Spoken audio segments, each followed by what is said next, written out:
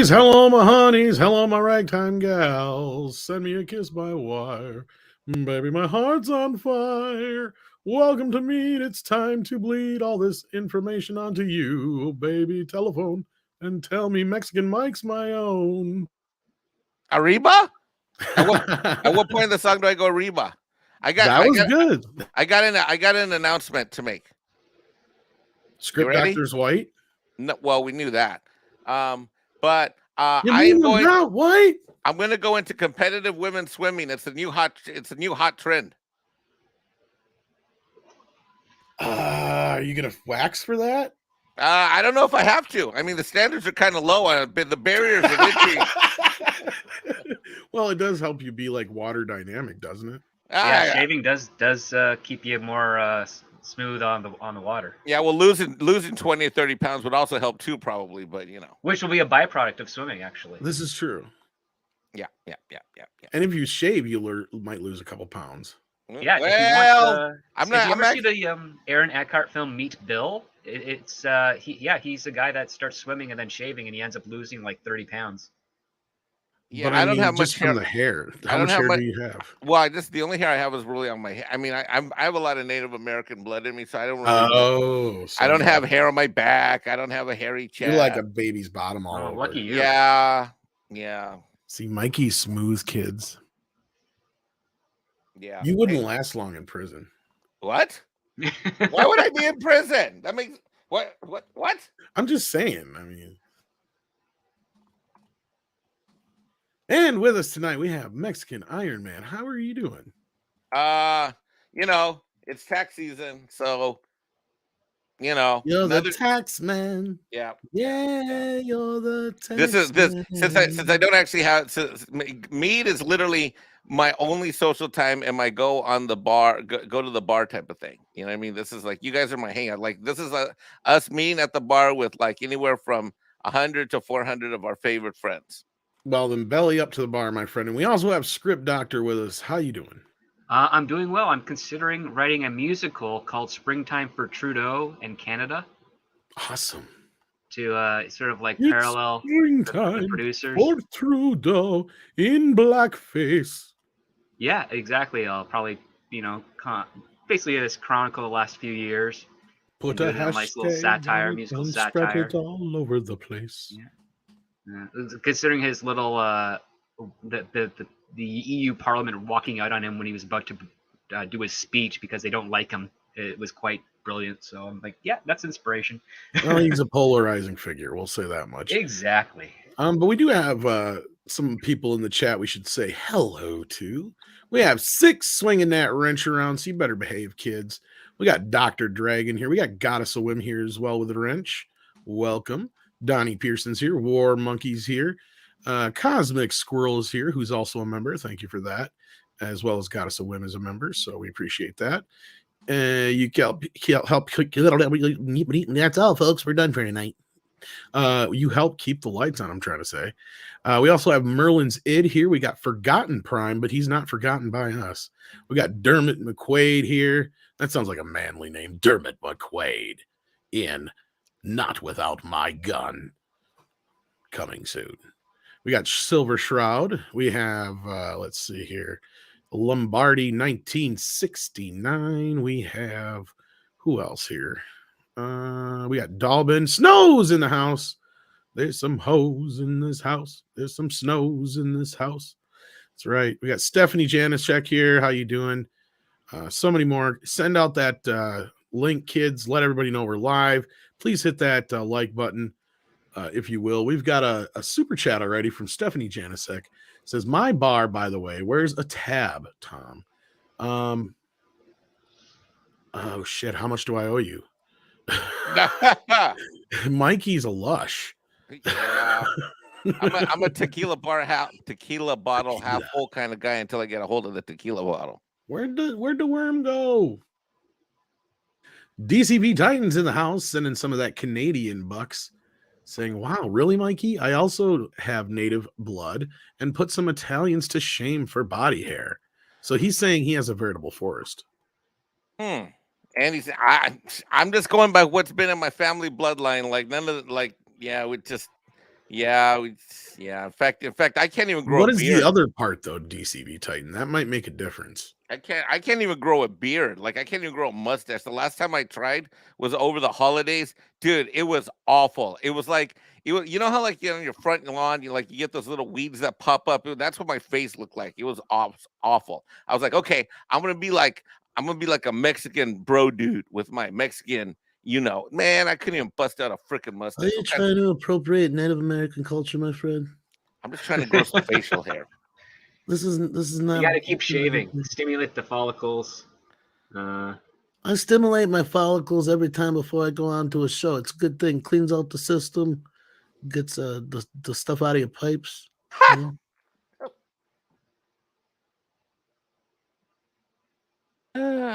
You think that's funny? No, it works like a charm. Trust me.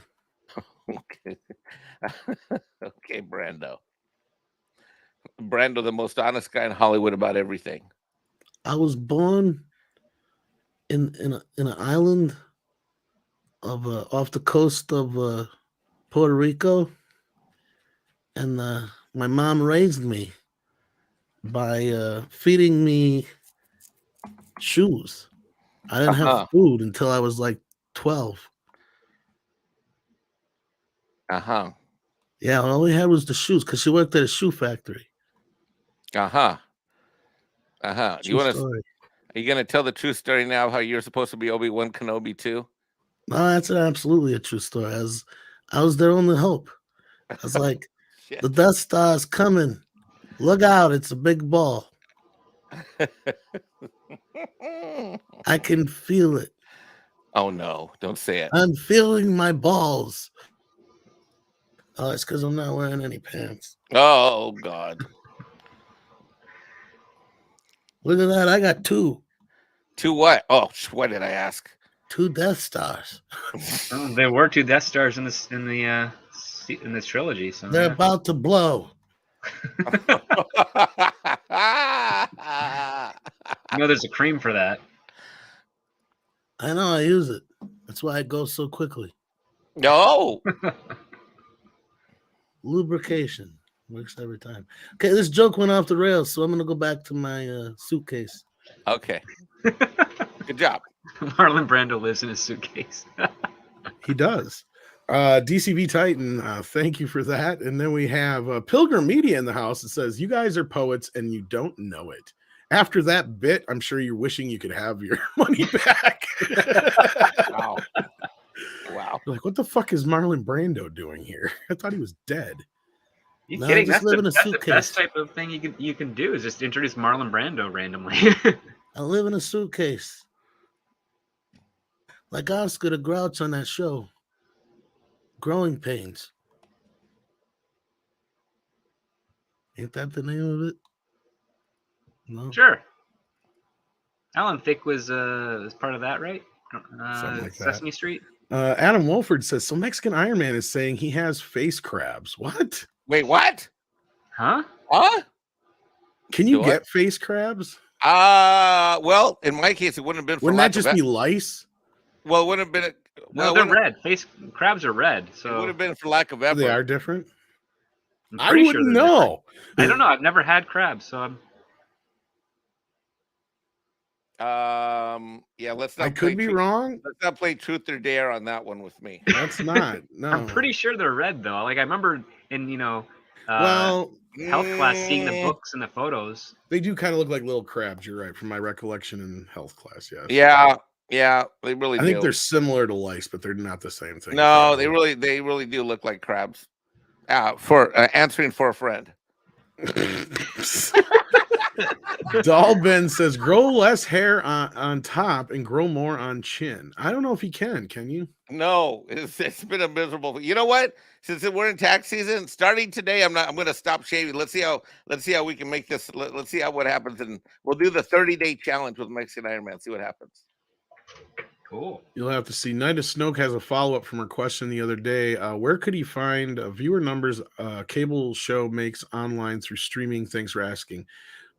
Next to nowhere. Culture actually knows this stuff better.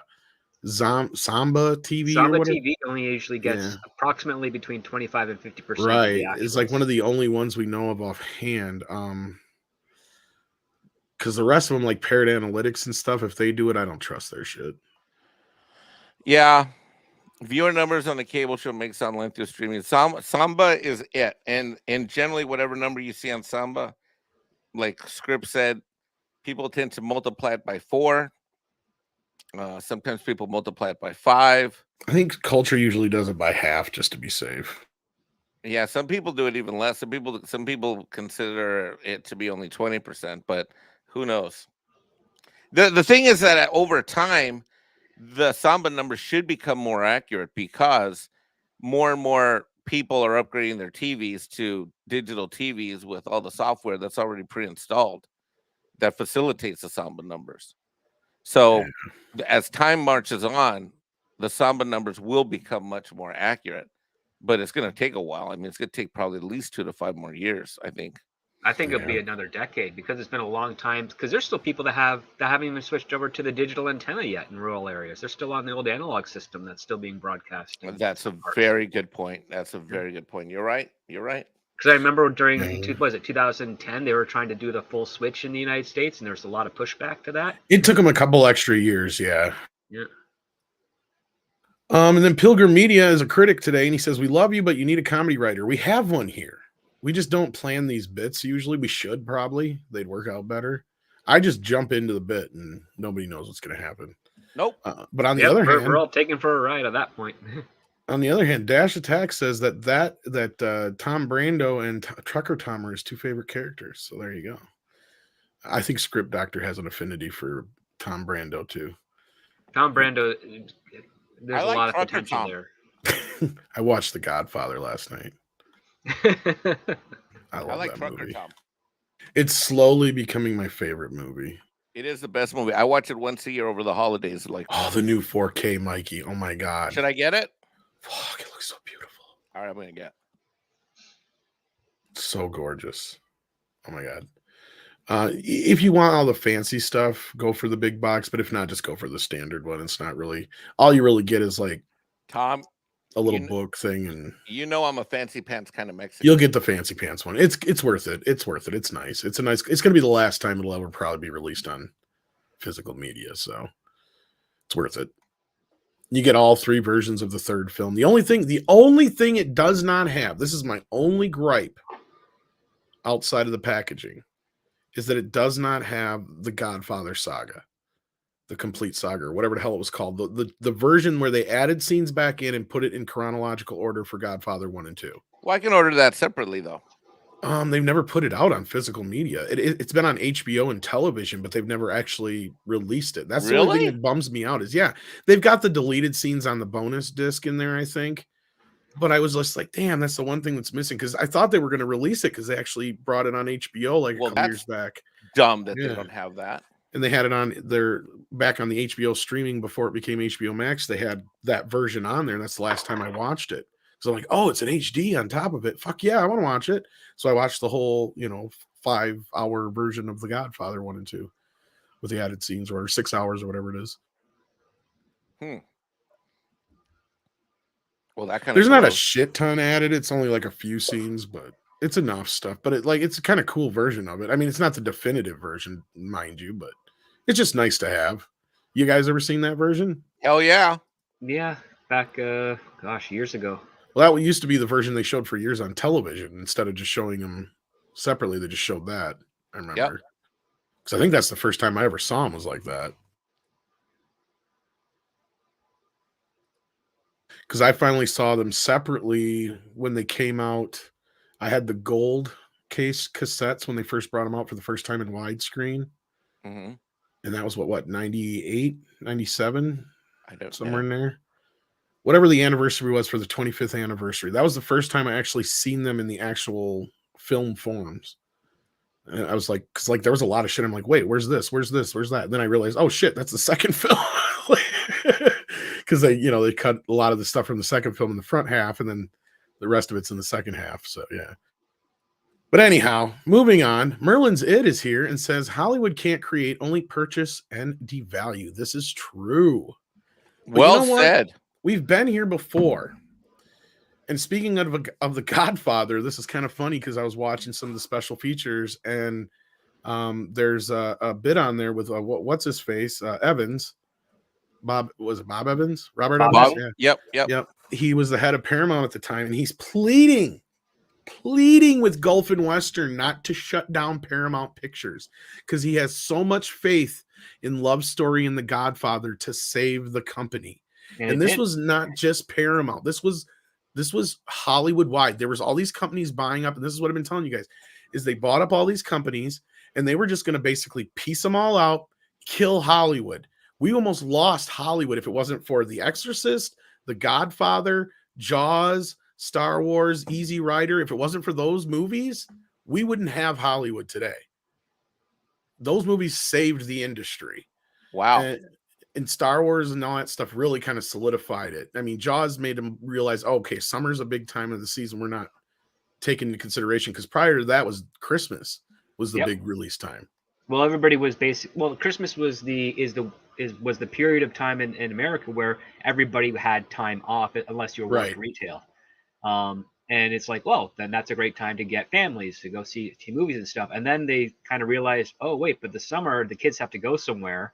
Get us a good summer movie. The kids will watch it during the matinees for the day.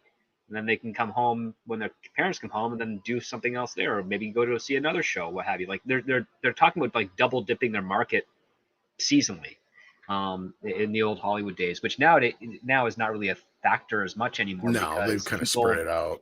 It's spread out quite a bit, and on top of that, the way the economy is going, a lot of people have a lot more flexibility to certain degrees of like when they want to actually go see something, because of unfortunately the gig economy and people fighting over shifts and whatnot. You end up having some more free time than you care to like. So yeah, there's not much of a structure anymore with the way films are being released. No, and Marvel movies had a lot to do with that, and some of the other ones where they started realizing, oh, we can release these movies any time of the year and people will go see them pretty much. Yeah. And Nick's in the house. How you doing, buddy? Says he was watching The Godfather last night too. Awesome. It is one of the greatest films ever made. That is true, Boba Fett. That is very true. And then we had another super chat here from Adam Wolford. It says his face hair is crabgrass. It looks like crabs. Oh, yeah. That's exactly what my face looks like. Well, if you grew hair, though, wouldn't it be like peach fuzz? No, because do you even have to shave? Not really. Not often. Like every 3 days. Wow. That must be nice. Yeah. Gosh. Except in my nether regions. That's like a little less often. Yeah, black on black violence. Did I just say that out loud? Yes, you Yeah. did. Well, they are about to die out again if they continue to go. That's kind of the point I was getting to, is I don't think they're going to have something to save them this time out. They're not going to have an exorcist and all that kind of stuff to pull them out of that, because what that movie and Easy Rider really did to change the viewpoint was, oh, you can make these realistic, gritty, grounded movies that actually, reflect reality more so than talking mice and singing, while you're dancing on a fucking wagon, kind of thing. Because that's the kind of movies that people were just like had enough of. Cleopatra did okay, but it cost so goddamn much money to make it. It was just kind of a great example of what Hollywood was doing and not really getting the idea that people weren't going to pay to go see this crap forever. Because like at that time, the people that were in that movie were, about as polarizing as some of the people are today politically, but it wasn't because of that. It was because of all their behind the scenes shenanigans.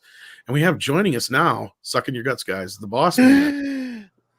Hey, greetings, everyone. We got to behave a little bit. Hey, Andre. Hey, how's it going? Oh, it's going well. I'm glad to hear it. Hey, Mike. Andre, I've been a good boy. I promise I haven't done anything wrong.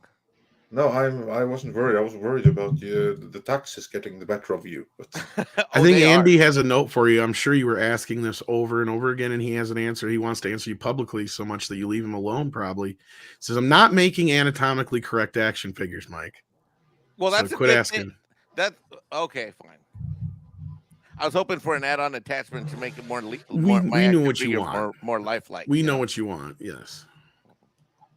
But the problem is you can't put the actual size one on the doll and tell the ladies that's how big it really is and make them think that's false advertising. That's what you think. I think that joke went over his head. It might have. I'm Anyway, all nervous Tom, because Andre's here. Yeah, that doll wasn't made for you. I want No, literally, it was made for Mike. I want to compliment the two of you on that He-Man video. So I've heard it, I've watched it twice, but the first time I watched it on my large screen living room TV, and it is so good. The sound and all the graphics you guys edited in. I'm telling you, I watch a lot of documentaries. That was masterful work. Oh, thank you. Boy, oh boy, what God, the stuff you guys uncovered. No, you guys did it, knocked it out of the park. Like your entire Golden Globus stuff was like spot on, like very well done, very well articulated. I wish we could have got more into that shit, man. That's it. That's like a 3-hour documentary on its own minimum.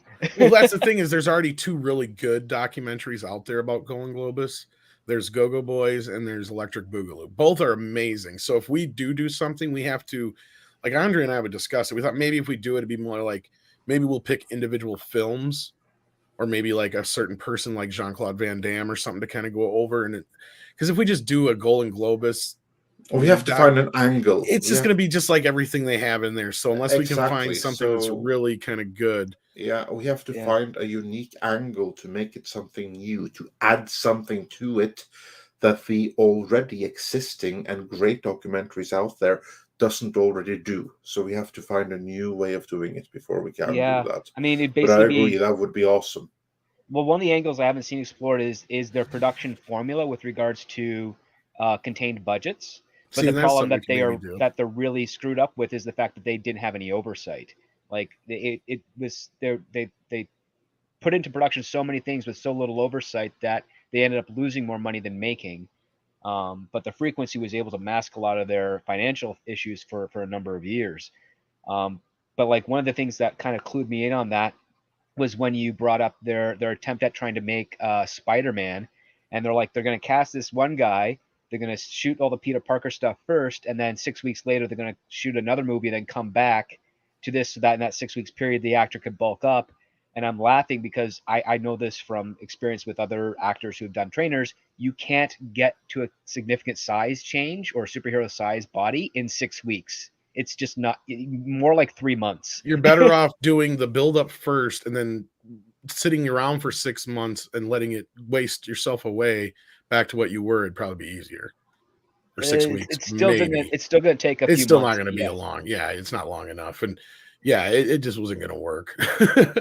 No, it wasn't. I No, mean, but even that's kind of so- where the angle we would have to do would be like specifics that they didn't really get into. And yeah, here's the thing is actually when they first started out, the system worked. And when it fell apart, if they had just done what Golan had wanted to do, instead of investing so much more into like buying EMI and all these fucking theaters, that's the other thing that really killed Yep. them. And when there was another point where they got bailed out by Warner Brothers when they owed $80 million to the bank. Warner Brothers bailed them out with $75 million. And instead of obviously paying off the bank, they went and put that money back into productions. And the other part of it probably went into the pockets of like Peretti and shit like that. The guy who had ties to the fucking mob, who they thought was going to come in and save the company. And instead he just made it worse. So like, yeah, it was just a big fucking mess. And then they drove Golan off and he went and did his own thing. And he did okay for a little while, but he just couldn't get the backing anymore, basically. No, Golan was really the problem. Old Menachem was, because there's like the thing that in Israel, what they did really worked. I mean, they completely rocked. They had a really winning formula. But when they came to Hollywood, they really overextended themselves. And you see, like in the interviews when they first came, like Menachem says that he doesn't know what to do with these Hollywood budgets. Like you give him 40 millions, he's not going to make 1 million. He couldn't do that. But he can make 10 millions for 4 million, 10 movies for 4 million each. Mm-hmm. But Or 30 for $1 million, take- he said, I think it was, but yeah. Something along those lines. But it didn't take long before that changed, and he started spending money like a drunken sailor. Like, oh, Stallone wants 8 million to be in a movie. I give him 12 million. Yeah. That's so Well, and the silly. problem there was is they that picked was the really wrong the movie for Stallone to be in. That was the problem. Exactly. That was a problem right there. So you had a movie which really shouldn't even have had a $1 million budget, and because of Stallone's budget, it became more expensive than Masters of the Universe, and that's Well, completely what most people don't ridiculous. know, what he got out of that $12 million deal and is not set out there, is he got an exclusive deal with Stallone for a little while. So that's why Golan and Globus's name are on Cobra, even though they had zero to do with that production. Because that deal went through while that movie was being made, that's how they got their way in on that movie. But that did start their relationship with Warner. And that's why after a point, Warner owns all the distribution rights on most of Cannon's films because of that deal they made when they gave him that $75 million. So there's a lot of stuff that hasn't necessarily been dove into that we can probably get into money-wise, but that'd be about it. And I don't know how interesting that would be unless we go by, like I said, by production. But We'd have to find an angle, but I agree, it's a really fascinating. But if they kept story. going with the idea that Menachem said, though, like, I don't know what to do with $30 million, because it's true. Once they got to those $30 million pictures with He-Man and Superman, they fucked it up. If they went by his standards of going, I can make $30 million movies, at $1 million a piece, and they each make 10, 15, $20 million. That's what the company was doing for years. And that's the problem. That was what they were still doing, because when they were spending 30 million on one movie, they were still making 30 other movies. Yeah. They couldn't give it any kind of quality control. Exactly. Yeah. He went and bit off more he could chew there. That part is true. That I will concede. But when he left, he didn't have the funds or the backing. He took half the productions with him, because I think there was a little fight and struggle over Spider-Man. There might be a story there, because I James Cameron wanted to work on it for years as well. He even commissioned a script. I think his version came in after Cannon's, if I'm not mistaken. I'd love to speak with Albert Payun and get the full we want to get a hold of him. From him. We're working on that. Because that guy, I didn't even realize it until I put it in the other night. He directed Sword and the Sorcerer too. I'm like, holy shit, this guy would have been perfect for a He-Man movie. Oh yeah, you gotta get him. He never got to make one though. He did get to make Captain America though, which was de facto Motu too. But you'll get the extent of that in our video. Yeah, that's one thing I'm really, really proud of in that video. That's one thing that we broke that has never, ever, to my awareness, been stated any time before. How his Captain America is a spiritual sequel to Masters of the Universe, in that it too, like Cyborg, recycled ideas. Actually, Cyborg didn't recycle ideas, it just recycled sets and props and stuff like that. Yeah. Whereas Captain America actually recycled plot points.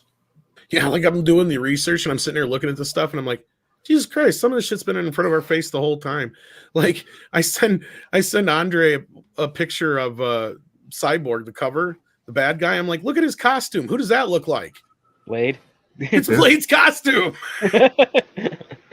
Yeah. So yeah, all the costumes for Motu were used on Cyborg, and a bunch of the sets were from, I think a couple were from Motu, but most were actually from Spider-Man, because a lot of it was from, they were supposed to be a big explosion in the Daily Bugle or whatever.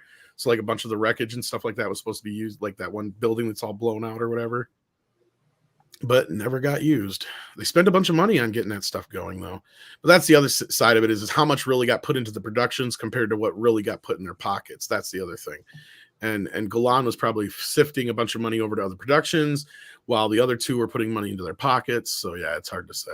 It's hard to say, but if you figure out exactly how they were doing it, it might be a good model of what's going on with some of the Secret Hideout productions. It sounds to me, and this is the best way I can count right now without going deeper into the look, it just sounds to me like it's one of those old kind of mafia scams. Yeah. As an accountant in real world, I swear, like some of the stuff that Hollywood does, it resembles money laundering. Basically, but like it's just reverting back to the mafia. Probably is money laundering, much of it. Yeah, I mean, the entire like painting art world is pretty much that to a degree. It's like why is there a giant canvas with like a one black dot on it going for like $40 million? It's like, well, it's not really high art. It's clearly something else is going on in there. Yeah. Nice tax shelters. Yep, tax shelters and usually money laundering from one country to another, because you're able to like move. It's easier to move and lighter to move a single painting that's priced at $40 million than it is to actually physically. Do you know move how the many money. paintings that actually really still exist that were technically lost in fires and during wars and other things? Oh, a few hundred. Yeah, there's that Nice. whole Ivan Reitman movie that's based partially on that or whatever. Not, or maybe not that one. What's the other one I'm thinking of? The Monuments Men or something? No. I can't remember. There was a couple of them like that. But anyway, Nikki D is in the house and says, do you think Doctor Strange 2 or Thor 4 will match or exceed No Way Home's global box office returns? Also, Gary suggested that Sony is making a Spider-Verse separate from the MCU. If true, thoughts? Okay, both parts. Part one, no and no. As far as the Spider-Verse thing, there's some weird stuff going on. I'd like to know a little bit more about what he was told. And, you know, obviously he can't tell us who his source was on that.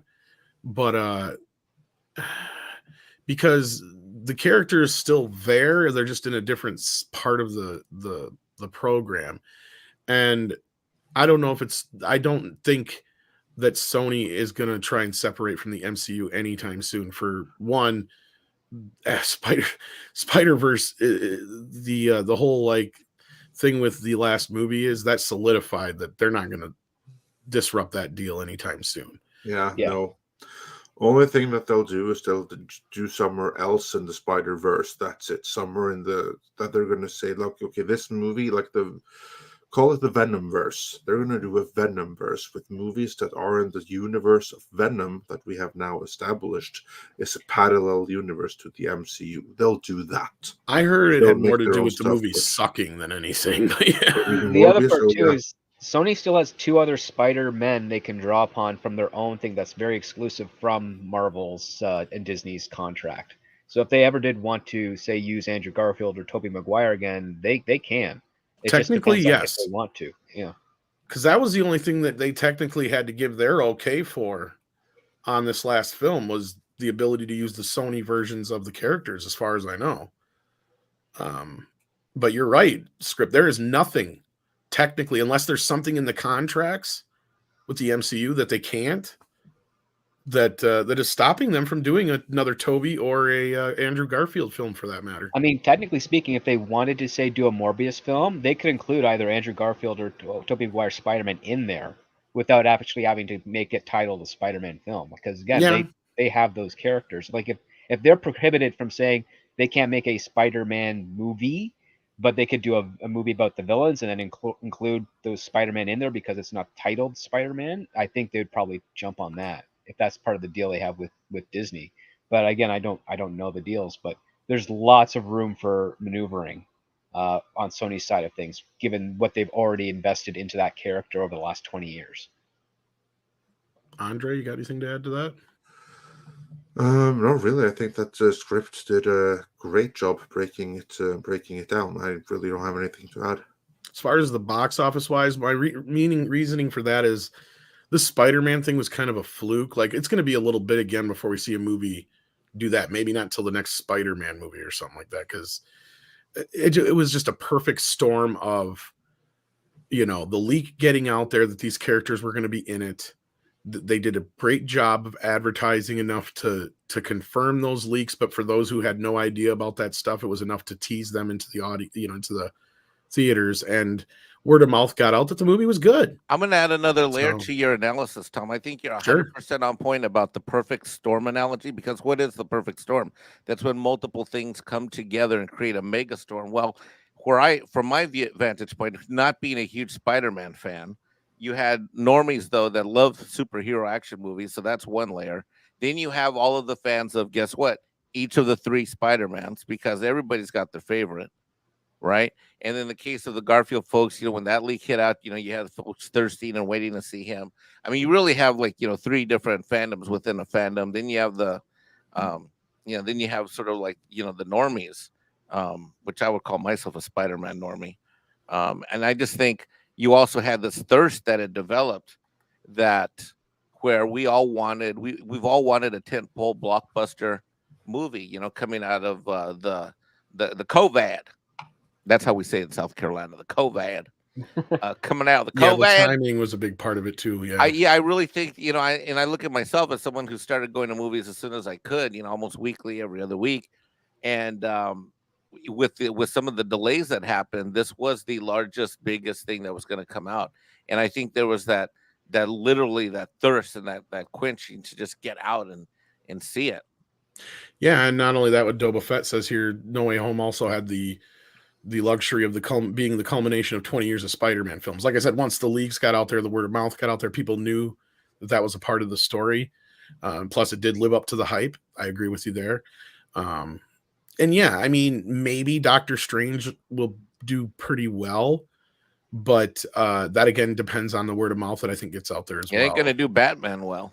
Batman isn't doing all that well. I mean, no, but yeah. that's my point. Is it's definitely not. I liked the pun. It's not. Yeah. It's not gonna do Batman well. Batman well. Get it? Ba boom bam. Yep. I got it. That was me going behind the scenes and being a writer for my own joke. That was pretty good. God, you got to give him credit for that. Thank you. But Andre's got to leave us here soon. But before you do, Andre, I want to get your reaction to the Moon Knight director going and losing his fucking mind. Yeah, what did he do? I saw that. Lord, he's gone out. Get the details. I don't have all the details, but he's gone out. But it sounded like he killed the show before it came. He freaked out about the Wonder Woman 1984 for its Egypt depiction, about not enough, Egyptian actors and things. And then he said he like went off about people not being woke enough and shit. He just was going on a rampage, it seems like. So basically, he just showed himself to be a completely deranged nutcase. Pretty much, it sounds like. Kind of sounds like an okay fit for Moon Knight because he has multiple personalities. Well, let's hope that he was able to use the best of his own broken personality and inject that into Moon Knight. And when he says not enough Egyptians, what does he mean? Because the modern day Egyptians are majority Arab, and they were not the historic Egyptians. The historic Egyptians were those who today are the minority of Coptic Christians. They are the most direct descendants of the historic Egyptians. So I hope that he's aware of that, and that he didn't fill the movie up with modern day Arabs, because they are not the descendants of the historic ones. They are descendants of the conquerors from the Middle Ages. Yeah, and then he also, I guess... so now he just made me nervous about his depiction of Egypt for saying something like that. Uh-oh. That's a good point. And then he also come out and said there is not going to be a WandaVision season 2. Why would there be? Yeah. No, exactly. Why would there be? So that's good news. So nothing wrong with him for saying that. Yeah. He was just kind of, it made it sound like even though it was successful, they're not doing a season 2. So, all right, there you go. There's the news for that. Actually, we're kind of getting a sequel to season 2. Though, are we still getting that Agatha Harkness spin-off that no one asked I think for? so. I think so. But yeah, Well, and I don't think Andre. Right, I don't think Andre has seen the Halo reboot pilot yet, so we'll probably let him check out here. I haven't had the time yet. I was hoping to like finish Vikings Valhalla first, but maybe I'll do a sit down and we can talk about Halo tomorrow. That would be cool. I'm supposed to watch it later tonight. I haven't seen the first episode.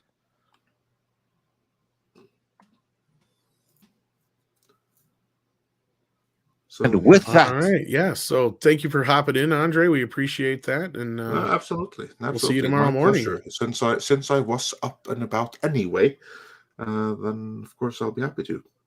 I know we got Tom Conkle who's going to be on tomorrow morning. I think is Cameron supposed to still be there too, or is he on vacation? No, Cameron should be there. He goes on vacation, I think, next week, but he should be there tomorrow. All right, sounds good. Well, you take care of yourself, and we'll talk to you in the morning. Yeah, all right. Take care, everyone. Thanks for having me. All right, bye. And then Trenchman, I have not seen the Halo reboot pilot yet. Have you guys at all? I've never been a Halo fan, so I'm not really interested. I have not yet. If you mean the one that's on Paramount Plus, I'm supposed to watch it tonight.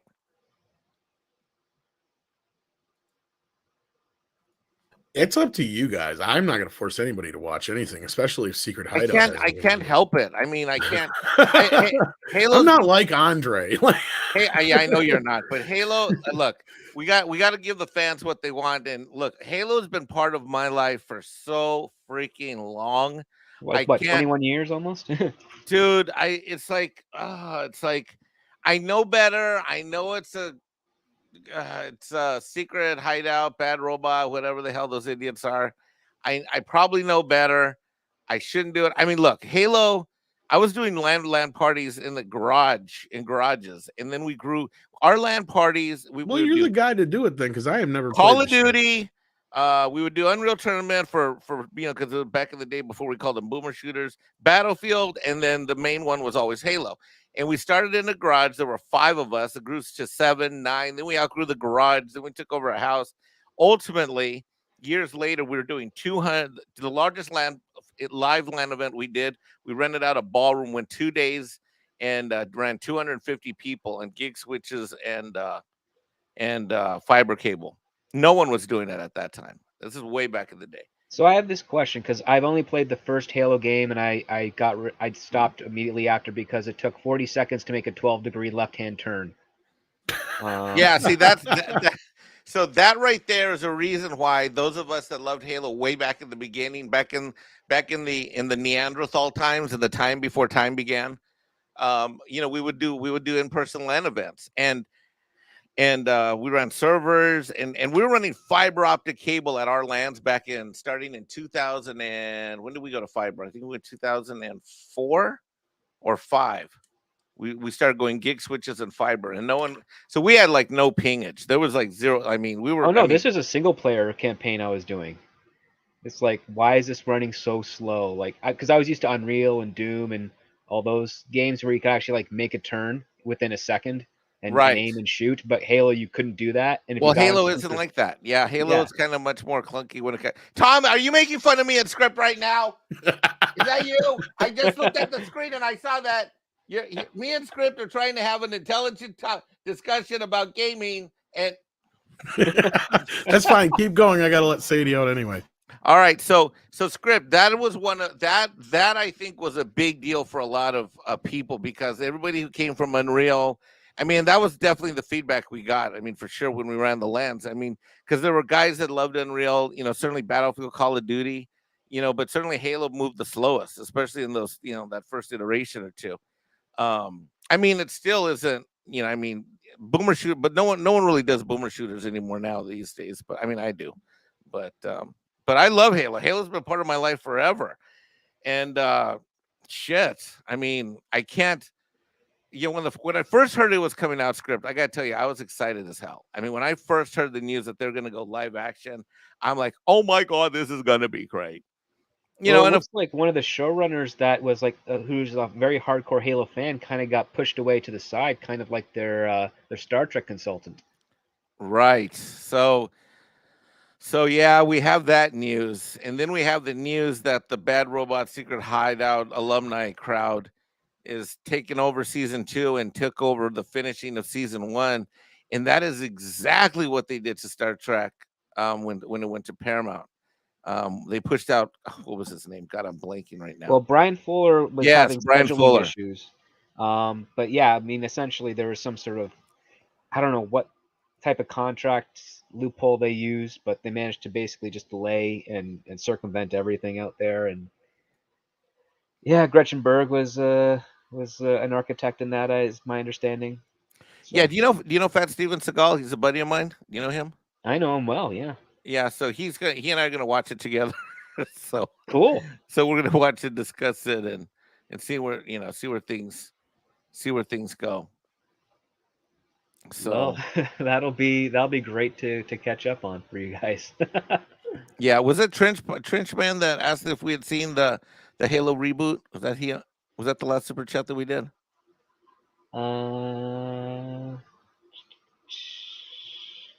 Yes, it was Trenchman. Yes.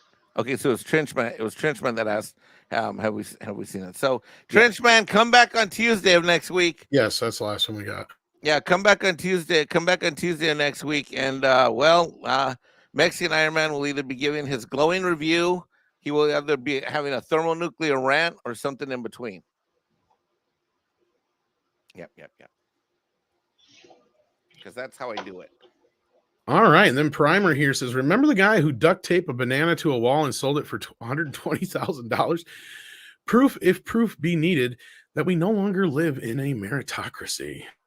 Well, it's been like that for a very long time. And if you want to see a movie that makes fun of that, I recommend 2006 Art School Confidential that has John Malkovich in it. And if you haven't seen it, it's a brilliant comedy about the artist world.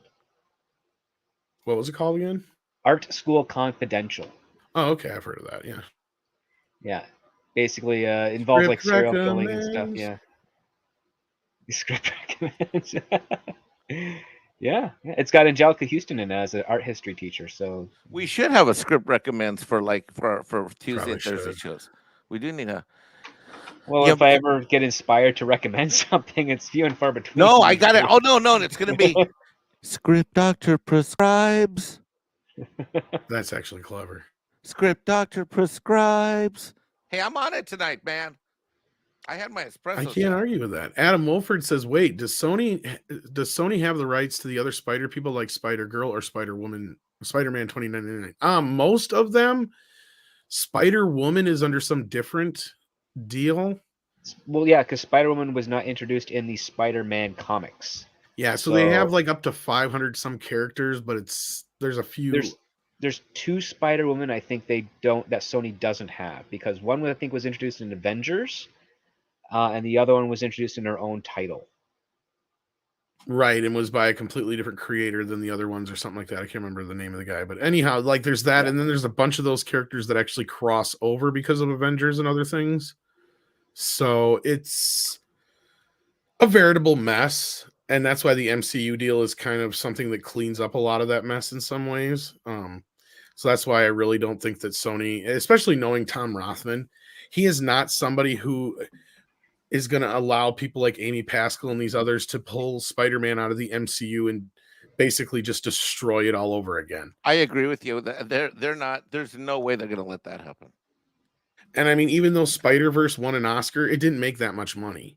Nope. And yeah, they're making a sequel, but they're not, between that and some of the other things and Spider-Man No Way Home making as much money as it did, there's no way Rothman is going to walk away from that. I have a test quiz question for you. Who's the real Spider-Man? Peter Parker. Peter fucking Parker. Suckered you in on that one. Yeah, Jessica Drew, I think, is the one that's not under the... Jessica Drew is one of them. The other one is Julia Carpenter, is also not under that, because she was introduced, I believe, in Secret Wars.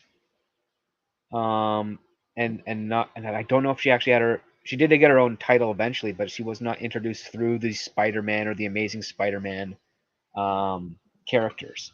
Yep, there you go. Yeah, Slithering Peanut. And actually, I think Julia Carpenter teams up with U.S. Agent. So if the MCU wants to do that, they can do those two as a pairing. Yeah, and then Because they've already introduced U.S. Agent. Yeah.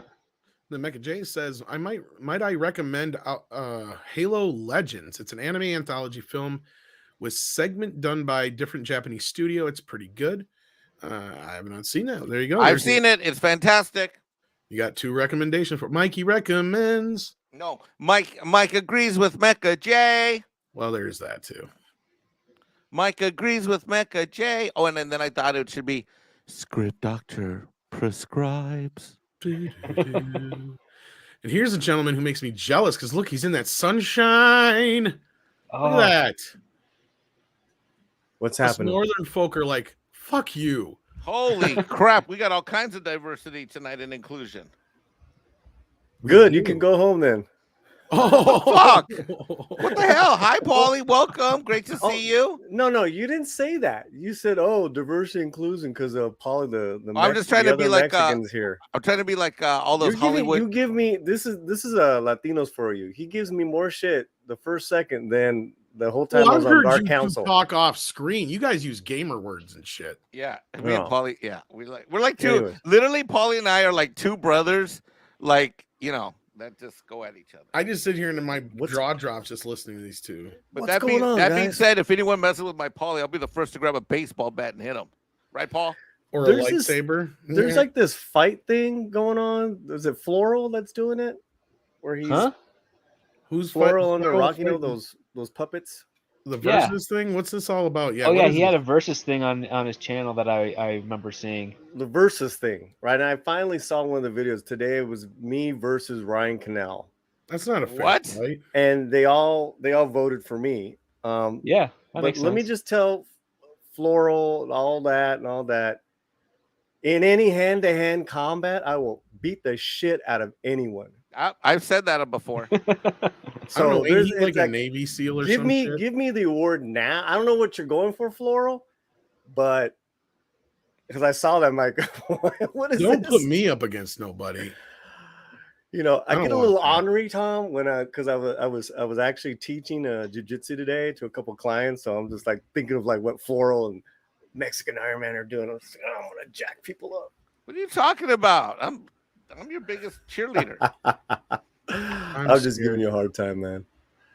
All right, let's get into this news. Yeah, let's have some fun. Amazon went and deleted a bunch of comments, evidently. What? Oh, yeah. Well, this is nothing new. They've actually done this in the past for other things too, but it appears Amazon has mass deleted over 22,000 comments from the Lord of the Rings of Power trailer. YouTuber Disparu reports that Prime Video, appears to have deleted over 22,000 comments from their Lord of the Rings Ring of Power trailer. We just said that. In a recent video upload, Disparu, how many times are they going to repeat themselves? Shortly into the video, he shares a screenshot. They got a word count. The video had over 82,000 comments. He details in the video that the screenshot was taken from about a week ago when the trailer had 300,000 less views than it did at the time he recorded this new video. He then shares a look at what the total comments look like as of the recording of the video. It's no longer above 82,000. Instead, the total comments now sit at 59,986. As of the writing of this article, the total comments are now 60,791. Disparu notes that while the difference between 82,000 and 59 is above 22,000, it's highly likely that Prime Video deleted even more comments than that. He explains new comments also came in, so we've lost 22,000 plus an entire week's worth of comments. Disparu goes on to speculate that Prime Video specifically targeted comments phrasing a line that Frodo tells Sam in Lord of the Rings Return of the King. Frodo says the shadow that bred them can only mock, it cannot make, not real new things of its own. I don't think it gave life to the orcs. It only ruined them and twisted them. And if they are to live at all, they have to live like the other living creatures. Numerous individuals would respond to the trailer writing, evil is not able to create anything new. It can only distort and destroy what has been invented or made by the forces of good. This line would not just been seen in English, but dozens of languages, as we reported a while back too. While showing comments such as those seen above, Disparu speculated, as you can see on the previous video, if I scroll through all the comments, are uniformed and they all look very similar because they are all sending the same message. It's all repeating the same thing. The strength of that message was that everyone was unified using the same voice to say the same message, and there was nothing for them to grasp onto. That was a solid, clear wall, which all of their normal attacks and just accusing people of ists and phobes and everything, none of them had anything to grasp onto because it was a comment more about the production itself, and all the journalists which tried to attack those people failed. He continued, it wasn't a good look for them and their narrative fell apart, which is why all of them have been deleted, he asserts while scrolling through the comments section of the trailer. Later in the video, he opines that this mass deletion of comments was done insidiously. He explained, now there's been no news for a couple of weeks. There was no reason to go back to the trailer. Everything had died down. The video had gone away. It was safe. And then the purge happened. This is something they've done over a few days. Then they thought no one was paying attention anymore. That to me implies it was deliberate. They're like, no, we can't do this because if we delete it now, more people will make videos on it. This will get noticed even more. So what we'll do, we'll wait for it to die down. And then when no one will notice, that's when we will remove them, he said. He's probably not wrong. A little bit later on in the video, he further explained why it's so insidious. The fact that they had to wait because they were so scared of people noticing means they noticed. They knew they lost and they still couldn't leave it up. Their own arrogance, their own egos couldn't have those comments up because that's going to happen now. Well, the next thing to be released may not be a trailer, he elaborated. It may just be more news, and then they think, well, people are going to come back and watch this trailer, and we can't have a load of new people, which are just seeing it for the first time, come to this trailer and scroll down because they will see that one unified message and they'll get curious. They'll look it up and they'll find out the truth. And yeah, they probably just used a system where it looked like just saw it as spam. That's what it's for. And that's what it's for, I think he's trying to say, to dissemble, to try to make it appear different and to camouflage everything, because the comments are bad. But if you're just scrolling through, you'll just think it's some people that didn't like it. But when you see one message repeated 22,000 plus times in a row, it's going to make you look at why, he asserts. What do you think, guys? I think it's pretty obvious that Amazon's probably scrubbing these comments. I'm not surprised in the least. This is nothing new for them. They've done this on other things, not just related to their video things, but they've done this about things on their site in general and other places. So no, I'm not surprised at all about this. Mike, let's start with you. I'm a little confused because I thought my diversity and inclusion voice mattered. Does my voice not matter? I actually have comments on that. I actually put some comments up there. So I haven't checked yet, but I wonder if my comment was deleted. They're gone. You're the wrong Mexican. You're the wrong Latin. Really? You don't embrace the X. Really? Oh. Neither do I, though. Drink X back in the day. So what is the point? What are these morons? What's the point of watching the freaking trailers and learning about shows that they're going to put out if and commenting on their shit if they're just going to fucking delete it? God, this shit pisses me off. These assholes. Because maybe they know their shit sucks. I defer my time to Paulie because Paulie's a Lord of the Rings expert or script or somebody. I'm too upset right now. I mean, a script. Help me out here. It could very well be a good show. It could. There's always the possibility it could. I mean, there's always the possibility. I love the way you said that. There's always a possibility, but do they know something that we don't know? Yes. Probably, yeah. But here's the other part too. I am all for companies of their channels doing whatever they want on their channel, because what it does is it conveys to the audience what they care about. And if Amazon thinks it's important to delete 22,000 comments or whatever, that should be very telling to the potential audience of how they actually feel and care about such a potential audience. So let that resonate with you guys. Oh, it's resonating. It's marinating. Yeah, I mean, prognosticating. I mean, I honestly wish they would just release it now so we can all get at it. I mean, especially after going toe to toe with Fatal J, who really doesn't know his lore. Fatal, you don't, but I still love you. After going toe to toe with Fatal last night, I'm ready to watch this thing, man. I'm ready to watch it. Is he actually sticking up for this crap? No. I'm just poking fun because we were talking about little particulars of like, the second age and the third age, flat Earth, and we were basically trying to out geek each other out, in that moment. We had a great time. It's percolating. Yeah, you guys were. Can I just say that that show last night? I watched it late, like at 2 a.m. You guys were the two biggest minority nerds I've ever seen go at it on Lord of the Rings. I have missed this. Oh, it is so good. Oh yeah, I was watching The Godfather. Oh, it is so good to watch these two guys go at it. It was. It kept me awake. It was entertaining. Well, they weren't used to. You guys already used to me being Sharpie, right? They hadn't seen that side of me when I get sharp, or when I try. Tom knows how to deal with me. But yeah, I just say release it now, man. Release the freaking wannabe Kraken, and we'll crack a lack it, because I cannot wait. Actually, give me release it, but give me 2 weeks because then I want to reread all my books, and then it's like it'll be on. Yeah.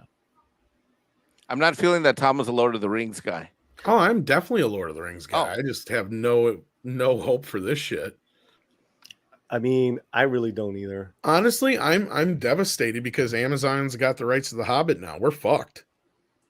Yeah, it's game over.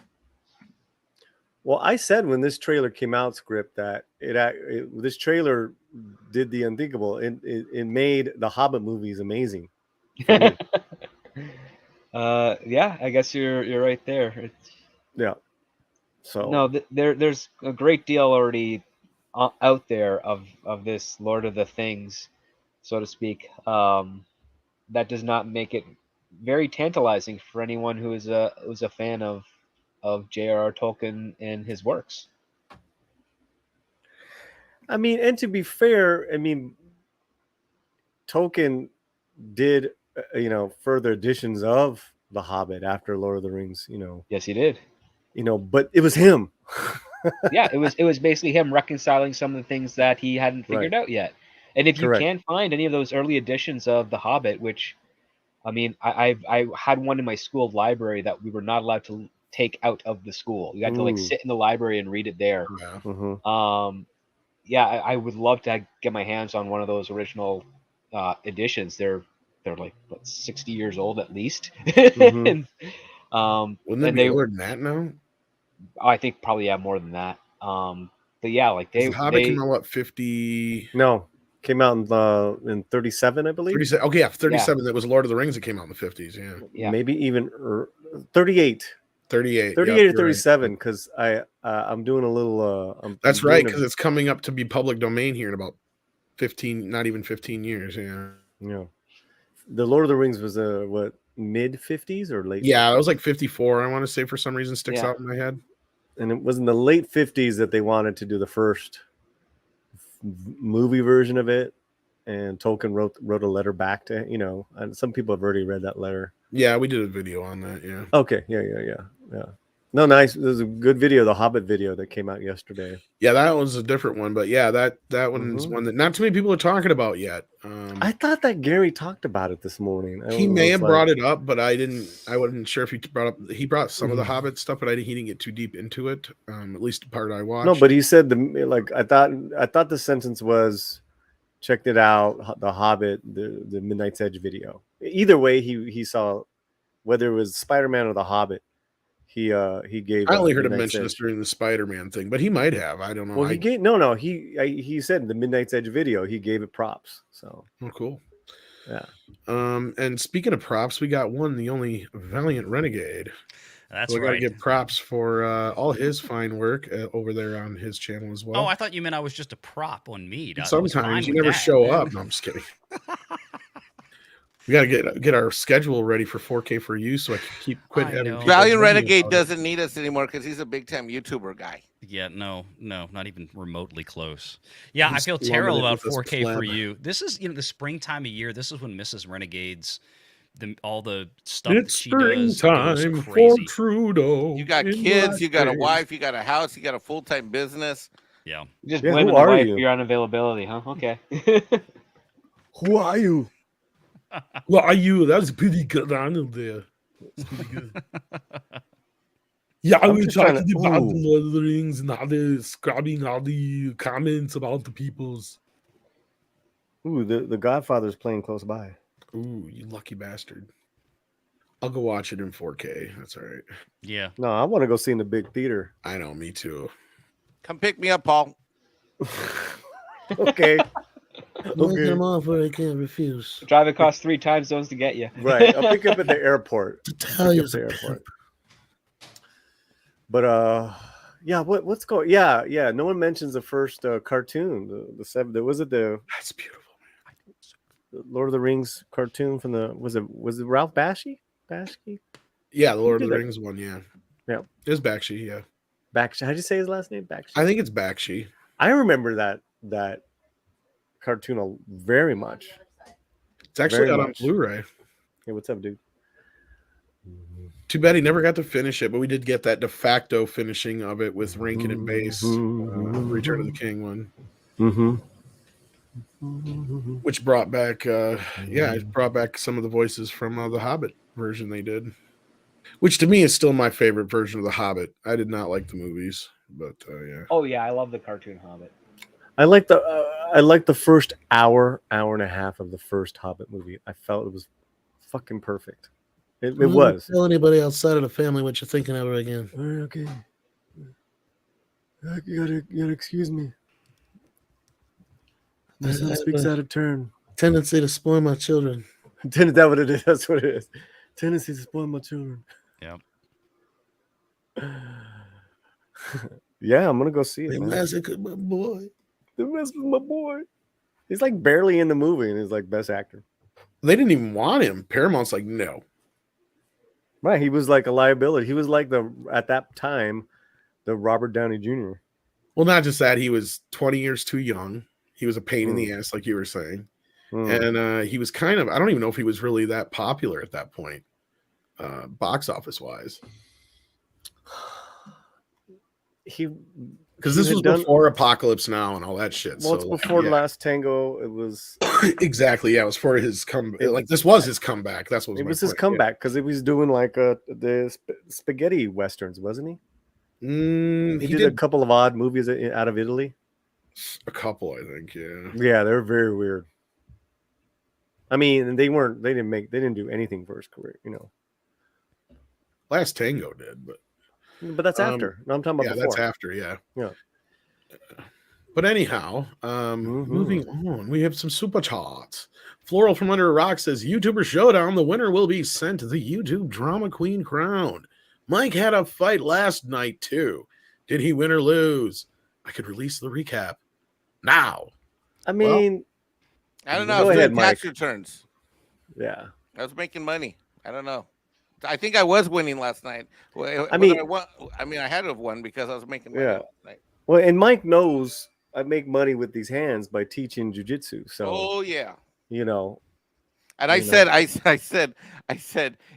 I have a lightsaber in hand, I stand a chance at Paulie only if he doesn't charge me. Once he charges me, if he gets one finger, you beat his ass though.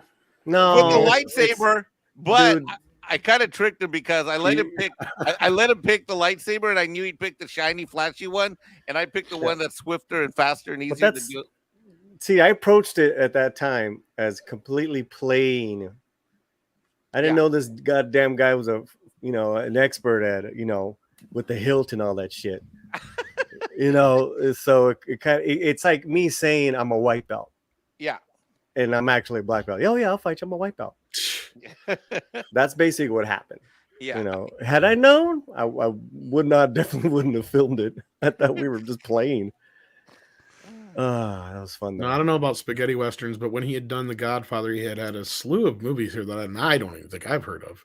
The Nightcomers, Burn, The Night of the Following Day, Burn. Candy. Burn was an Italian film. Yeah, Reflections in a Golden Eye, The Countess from Hong Kong. I'm telling you, he did some weird shit. The Appaloosa was the first one now that on this list that I remember hearing about. Yeah. No, but I'm telling you, what I mean was they were produced out of basically what Leonardo DiCaprio's character did in Once Upon a Time in Hollywood. That's what Brando was doing to make money. But yeah, well, thank you for that, Floral. Like I said, just don't put me up against. I don't mind being memed and made fun of. I just don't want to be versing anybody. I'll get my ass beat. Mr. Grant Gregory's in the house. I was trying to get a hold of you earlier, sir. Hail, Mead, Script, Mike, and Polly. Hope all is well. We hope we're good too. Hope you're hanging in there, my friend. And let's see here. I think we're caught up on super chats then. Did you have any comments on the Amazon deal, Valiant, with them deleting 22,000 comments from the Lord of the Rings? I've seen some of the headlines on this. I haven't really looked into it, but just the headline was kind of enough. I'm like, well, is anybody really surprised at this point? I mean, this is what they have all been doing on YouTube. Is just to erase any type of negative comments or legitimate fan criticism or stuff like this. So they're off to a bad start. I mean, the YouTube videos that are by far and away the most popular about this show all seem to be dunking on it. So that can't be happen. I mean, that can't We be. haven't even done that many, really. Not we've just been reporting the news for the most part. Yeah, So. well, we dunked on it in Spanish, and we were dunking on the Spanish super fans. Yeah, see, that's what we told you guys to look into because we picked up on that, and a few other YouTubers have now too. Yeah. So yeah. Oh, you mean the guy from the they basically video? recreated the entire like fan reaction thing in a Yes. bunch of different languages, almost verbatim. Yeah. Yes. Yeah, I saw that. I couldn't. I mean, I say I couldn't believe it. I could believe it because that's what a marketing department is going to do. I mean, that's how they do it nowadays. They know that putting those things out, it's not television or it's got to be on YouTube, and they have to make these videos suit, and they're going to tailor them to different audiences, different countries, different regions. So they're just going to. It's not even that. It is that. That's not new. What they're doing, Valiant, is catering it to a certain demographic that they want to be new Tolkien fans, which they weren't fans ever before, and they were represented in those groups of those super influencers. Yeah, that's who they would love to have as fans, and maybe they will with this, whatever this iteration is going to be. Well, there's nothing wrong with having new fans and bringing new people in. That's what any good IP should do. Do you really think these kids are going to show up, Paulie? They haven't showed up for Star Trek yet. They didn't really show up for Star Wars. I absolutely do not think they that's will. just it. It was a rhetorical question, but yeah. Yeah, they're hoping to get these new groups in, which, like I was saying, it's all fine and good. But if you're doing it at the expense of the massive multi-billion-dollar that's just fandom it. They're that's making the out same there, mistakes. Yeah. Yeah, it's just like, well, we're going to get a whole new audience. Well, how are you going to do that?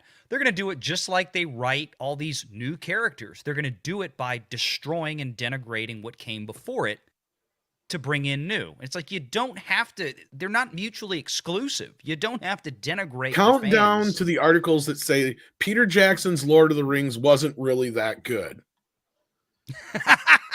I'm not fucking kidding. No, I know you're not. I saw that.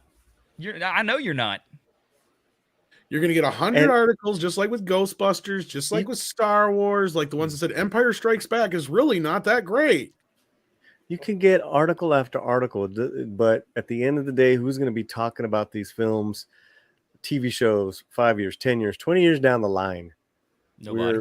We're still talking about Empire Strikes Back. Well, it's because it's a good movie. The first Ghostbusters, Star Wars movie, right? The 2016 Ghostbusters, no one talks about on a cinematic appreciation level. I was going to say 10 and 20 years. Screw that. Who's talking about it 3, 4, 5 years down the line? Look at the Star Wars. Keeps bringing it up. Like he won't let us live it down. I mean, look at today. Look at today, Valiant.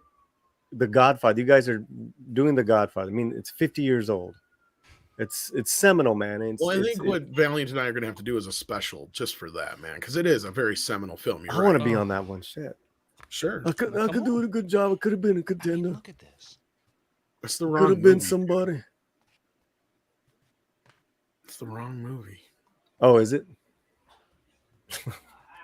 Never tell anybody outside of the family whatever you're thinking again, Polly. I love the lithographs that they have. Never. Keep your fucking mouth shut. What's the second one? The second one is De Niro, or is it? You have De Niro. Oh, that's his hat. Brando. I didn't see his hat. I like that and one. then you have the classic. Yeah. Now I want to see these again. You know, that cat adored Brando, which is funny because Coppola threw that cat in fucking Brando's lap. Didn't know what was going to happen, and those two just bonded, I guess. And that's why there's shit tons of pictures of them together. That cat just loved him. Yep. So you go in. Probably because he smelled like tuna. He had a tuna sandwich. What? He probably had food in his pockets. Yeah. What are you talking about? So Brando. That's disgusting. He was a fat pig. He probably had food in his pockets. I shit you not. What is that? What is that? They had pictures also in there. No. Valiant like is like flash and shit, but then like he's showing the pictures in the book. Keep it up there, dog. Yeah. That's the script note. That's all the fucking notes. That's the notes in Puzo's novel that they were making to write the screenplay. Oh, when does the TV show come out? April. Oh, can't wait. But they actually had a picture. I don't think it's in the book there, but it was on one of the making of where you actually get to see the Brando and his damn cards with the dialogue on it because he wouldn't memorize his dialogue. His cue cards. Yes, thank you. Did they put something in my ear so I can hear? Tell me a line. I don't want to read. I can't remember a line. He claimed it was so he could sound more spontaneous. Gary Ambrosia's in the house. Hey, buddy. How you doing? Yeah, man. All hail the MEAD panel. Listening for a few minutes before heading to a job. Cool. Good to see you, VR. Paulie, Scripty, Mexican Iron Man, and Tom. Keep kicking ass. We will do our best, and hopefully you have fun at your job, man. Hopefully it's a cool job where you get to make something cool, blow something up. That's always fun. He's working. That's great. Hell yeah. I need work. Oh, here it is. I'm going to share the Spanish one that we did on Midnight Edge Español. Español. It's a pretty funny commentary. Even if you don't speak Spanish, you're going to really... I wonder what Brando sounds like in the Spanish version. I should go watch it. I really want a tostada. You know, Rita Moreno was my girlfriend. She was crazy. But you know how to make a good tostada. Rita Moreno made the best burritos.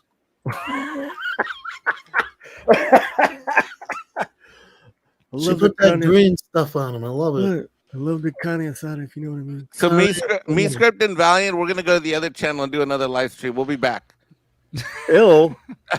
What live channel? I don't know. I made that up. I just made that up. I don't know. Some other random welcome channel. To jump in the conversation anytime. My Marlon Brando sucks. I'm awful. You can do the other voices. You are our Tom Hagen anyway, man. Do a voice, Mike. Go. I like that go. one. Yeah. Go. Go.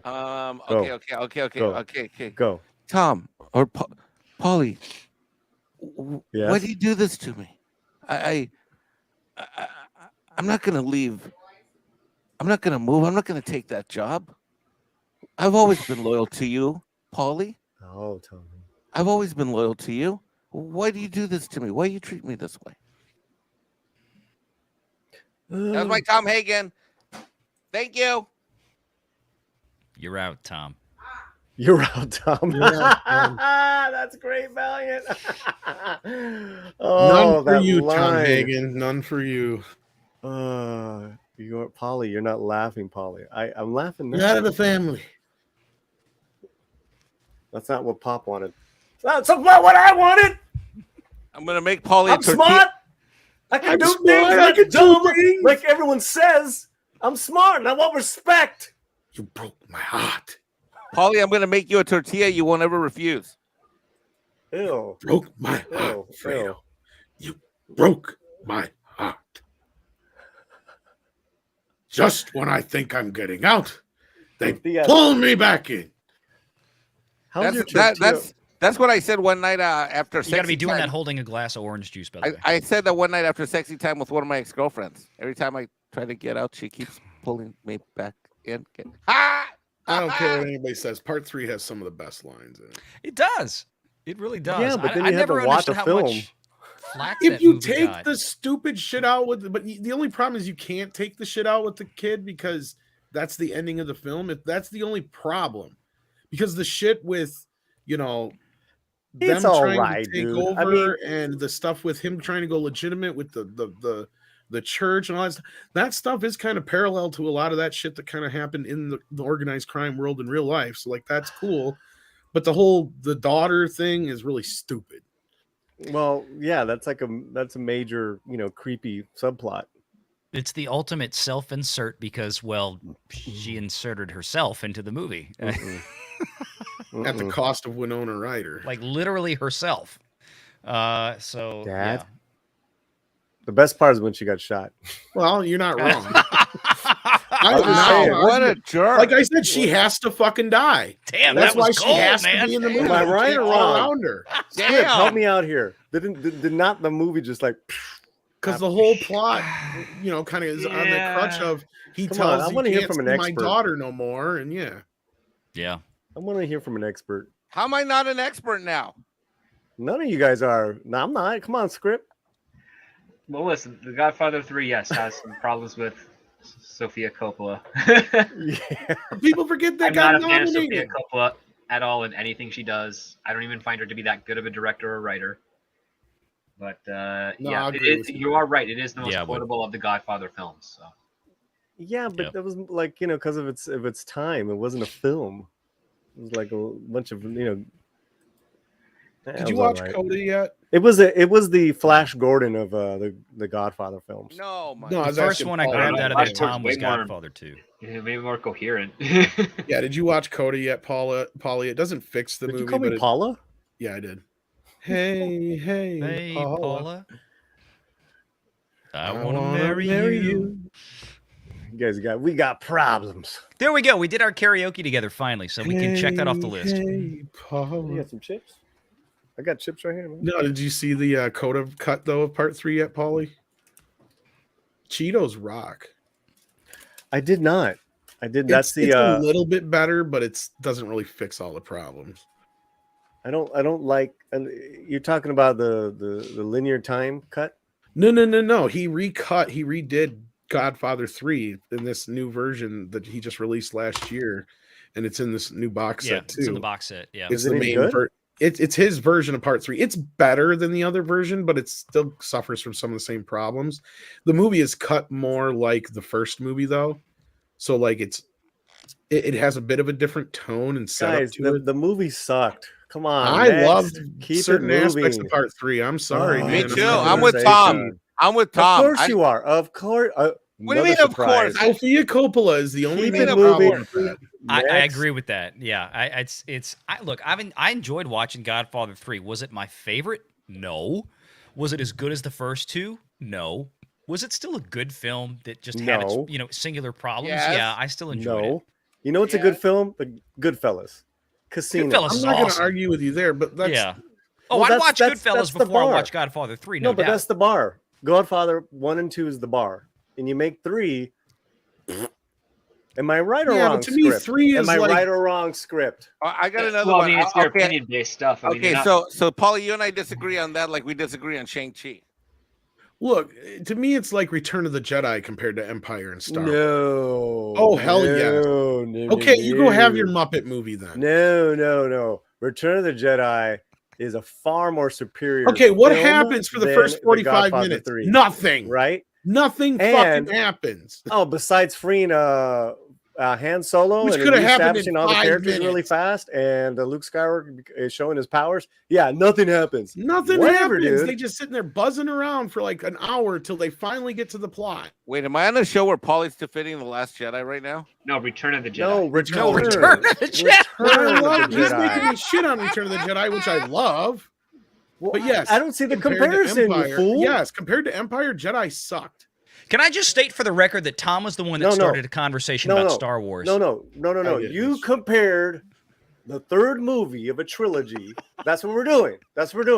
Godfather So you're 3 telling me or it constituted or Return of the over Jedi. And 45 I'm going to minutes tell of the you, movie you to put it up to save the Han chat. Solo. You put it up to the chat. They're going to pick Return of the fucking Jedi, not the Godfather 3, which is a horrible flick. It's okay, but and Return of the Jedi is a really good film. It's not great. Come on, Tom, do better. Oh, he did not just say that. I think you just lost the conversation with that. All one. right, you know what? Since he called it out, let's settle it. Okay, chat. Oh, that As Chat. much as you were winning for a second there, the do better just yeah. Well, because I gotta, here we go. I have to throw the white privilege in there. All right, I love you, chat. Tommy. This is your chance. You get to pick. If you liked whichever movie better, put it in the chat. ROJ or GF3. Just go ahead and do that. Let's see what that's happens. not even fair because Return of the Jedi is a better film. I'm not going to argue that point. My point was I was making into the comparison overall comparatively in a trilogy. I To understand. me, it lacks in comparison to the first two, just like Empire and Star Wars are far superior to Return of the Jedi. That was my point. Is Return of the Jedi a bad film? Fuck no. It's Is like an 8 Godfather or 9 3 out of 10. a bad film? No, no, Yes, I don't it think is. it. I don't think arguably It is a it's bad film. It's We love it. I love it. It was it's nominated for Godfather. Best It's the Picture, Paul. It characters. was Return of the Jedi. What? It was nominated for Best Picture. Was Return of the Jedi? Bro, don't even start with the fucking No, Academy it Awards. Well, wait. Don't Let's be even fair start though. with That's Academy back in the Awards. days when the Depending Academy on what Awards still year, meant what something. the competition was. There's a point to that, yeah. Depending on the competition. And Return of the Jedi was a freaking space fantasy film. They don't know what the hell to do with those movies. I mean, they weren't nominating shit Go until dance with Ewoks, okay? You do Return of that. the King. I'll Stop go it, hang Gary out with the Ambrosia. gangsters. I see what you're doing. See, you know why you guys are fighting? Because that freaking puppet Floral from under a rock started this whole thing. I'm gonna ban Floral from this whole It's channel. not even an argument, bro. Tom, give me a good argument, man. Come on. You used to How be, about we you used don't to be so argue? good. How about You on used my to have good arguments. I don't with know. me. How about I on my think only Valiant made my 2 hour? argument You're for me. lacking. You're Godfather sharp. You're 3 dull. still got nominated for You're Best dull Pictures with while your the Oscars arguments. still matter. You're dull. The You Oscars have- did still your matter, arguments yeah. are so dull. You have to use the Academy Awards to bring that up. Yo, come on, man. Come with it.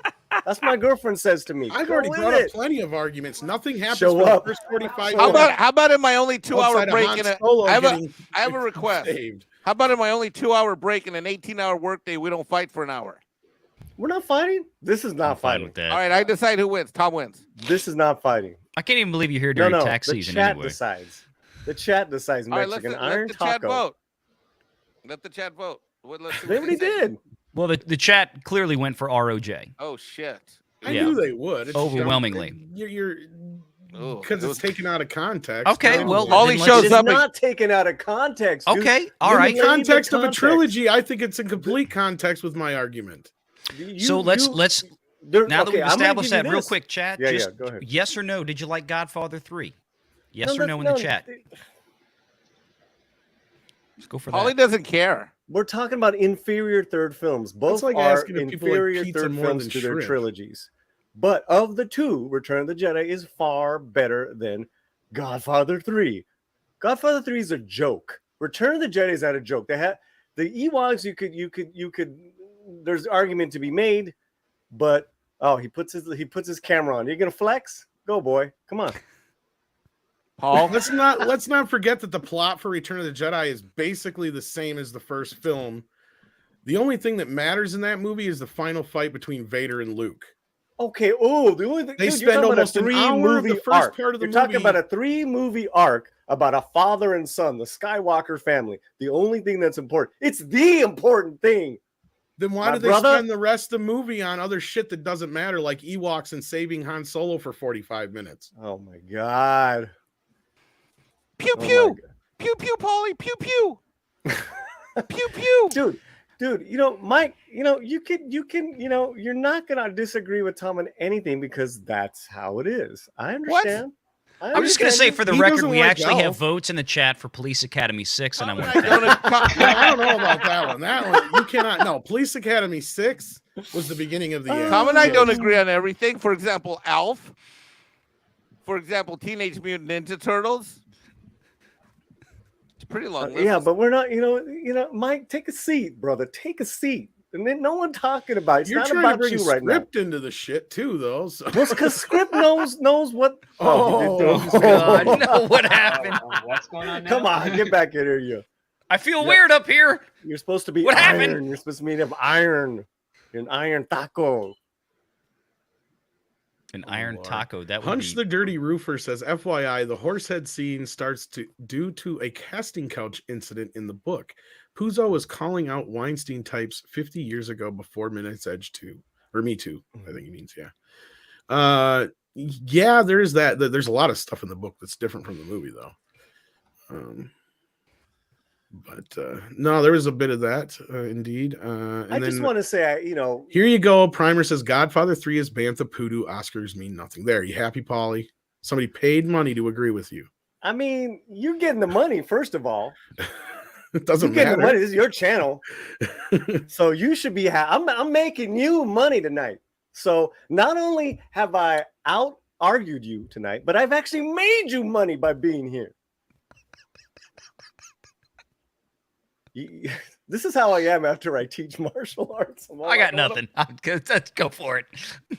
Magitech Mags is on your side here too. Return of the Jedi is her favorite film of the OT, even though Empire is objectively better, definitely better than Godfather 3 in my honest opinion. Don't hate me, Tom. This is the thing, is you guys are misinterpreting my argument. I'm not saying that Godfather 3 is a better film than Return of the Jedi. I'm saying it's a better film overall in the trilogy, better than Return of the Jedi, because Return of the Jedi wastes most of its time on stuff that's nonsense and Muppets. That argument, there's a hell of a lot more going on in the Godfather so 3 to wrap up all that story than there is in Return of the Jedi, because all you have is the Luke and Vader fight, and that's 15 minutes of the movie. And it's because of that fight that Lucas retroactively made Leia his sister, which is kind of stupid. This is chat. This is what bullies do, right? Oh, because I don't agree that Return of the Jedi is a perfect because film. I beat you, but you come back. I'm giving you points. I'm giving you reasons, and now you're trying to act like a fucking victim. I ain't no victim, dog. Listen, I'm looking at both box sets, The Godfather and Star Wars. I love them both, but the third one is the third Godfather is majorly flawed. You're lucky Robert Meyer Burnett isn't here right now. I'll bring it on, brother. Bring it on. Shoot. But wait, did you say? Did I just hear you want me to go get Robert Meyer Burnett? All right, I'll be right back. Okay. Okay. Yeah. He already has a link. I mean, it's not like he can't. I mean, the argument has been argued, and I've won, and so's the chat. Keep it civil. Keep it going. Let's keep it. What's next? All right. Well, you got your whatever going on here, and everybody's agreeing with you anyway. So, you know what? To be fair, this community is gonna agree, because this community is not really a Godfather community. So at least I got one here, and this is my point. Yeah, it's half an interesting film. Nothing happens for so long. Yeah, it seems like things are happening because action's happening, but there's no real story happening. There's very little story until the last half of Return of the Jedi. You are not correct, dude. I am very correct. You are not. Tell me what happens in the first half of the movie, please. I just did, dog. They save Han Solo. That's it. Okay. All right. Save. All right. Luke shows off his powers, right? Save Han Solo. You save Princess Leia. He kills Boba Fett. Well, we thought he was dead, and then he kills Jabba the Hutt and destroys their whole thing.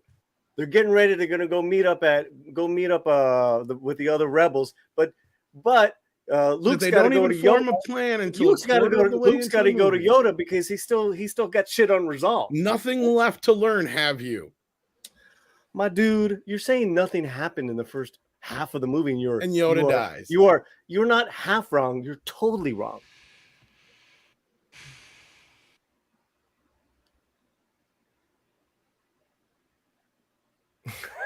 And that's it. The show died. That was it. No. Fucking Yoda dies. Are you fucking kidding me? I mean, there's so much that goes on in Return of the Jedi. It's a beautiful It's actually a beautiful written story script. I mean, he's got his moment with Yoda, then he's got his moment with Ben, and he's got to go confront his dad. I mean, wonderful. With Luke's part of the story is quite good. The one of the biggest flaws of Return of the Jedi is that Leia and Han don't really have anything to do, nor do they have any depth or exploration of their relationship after the events of The Empire Strikes Back. It is entirely a film focused on Luke and Vader for Return of the Jedi, and unfortunately, Han and Leia are just there to be sort of functional with the events of taking down the shield generator. They don't actually have any real growth to their relationship in comparison to the other two films. But we don't need that as a little weak. You're right. It's weak sauce.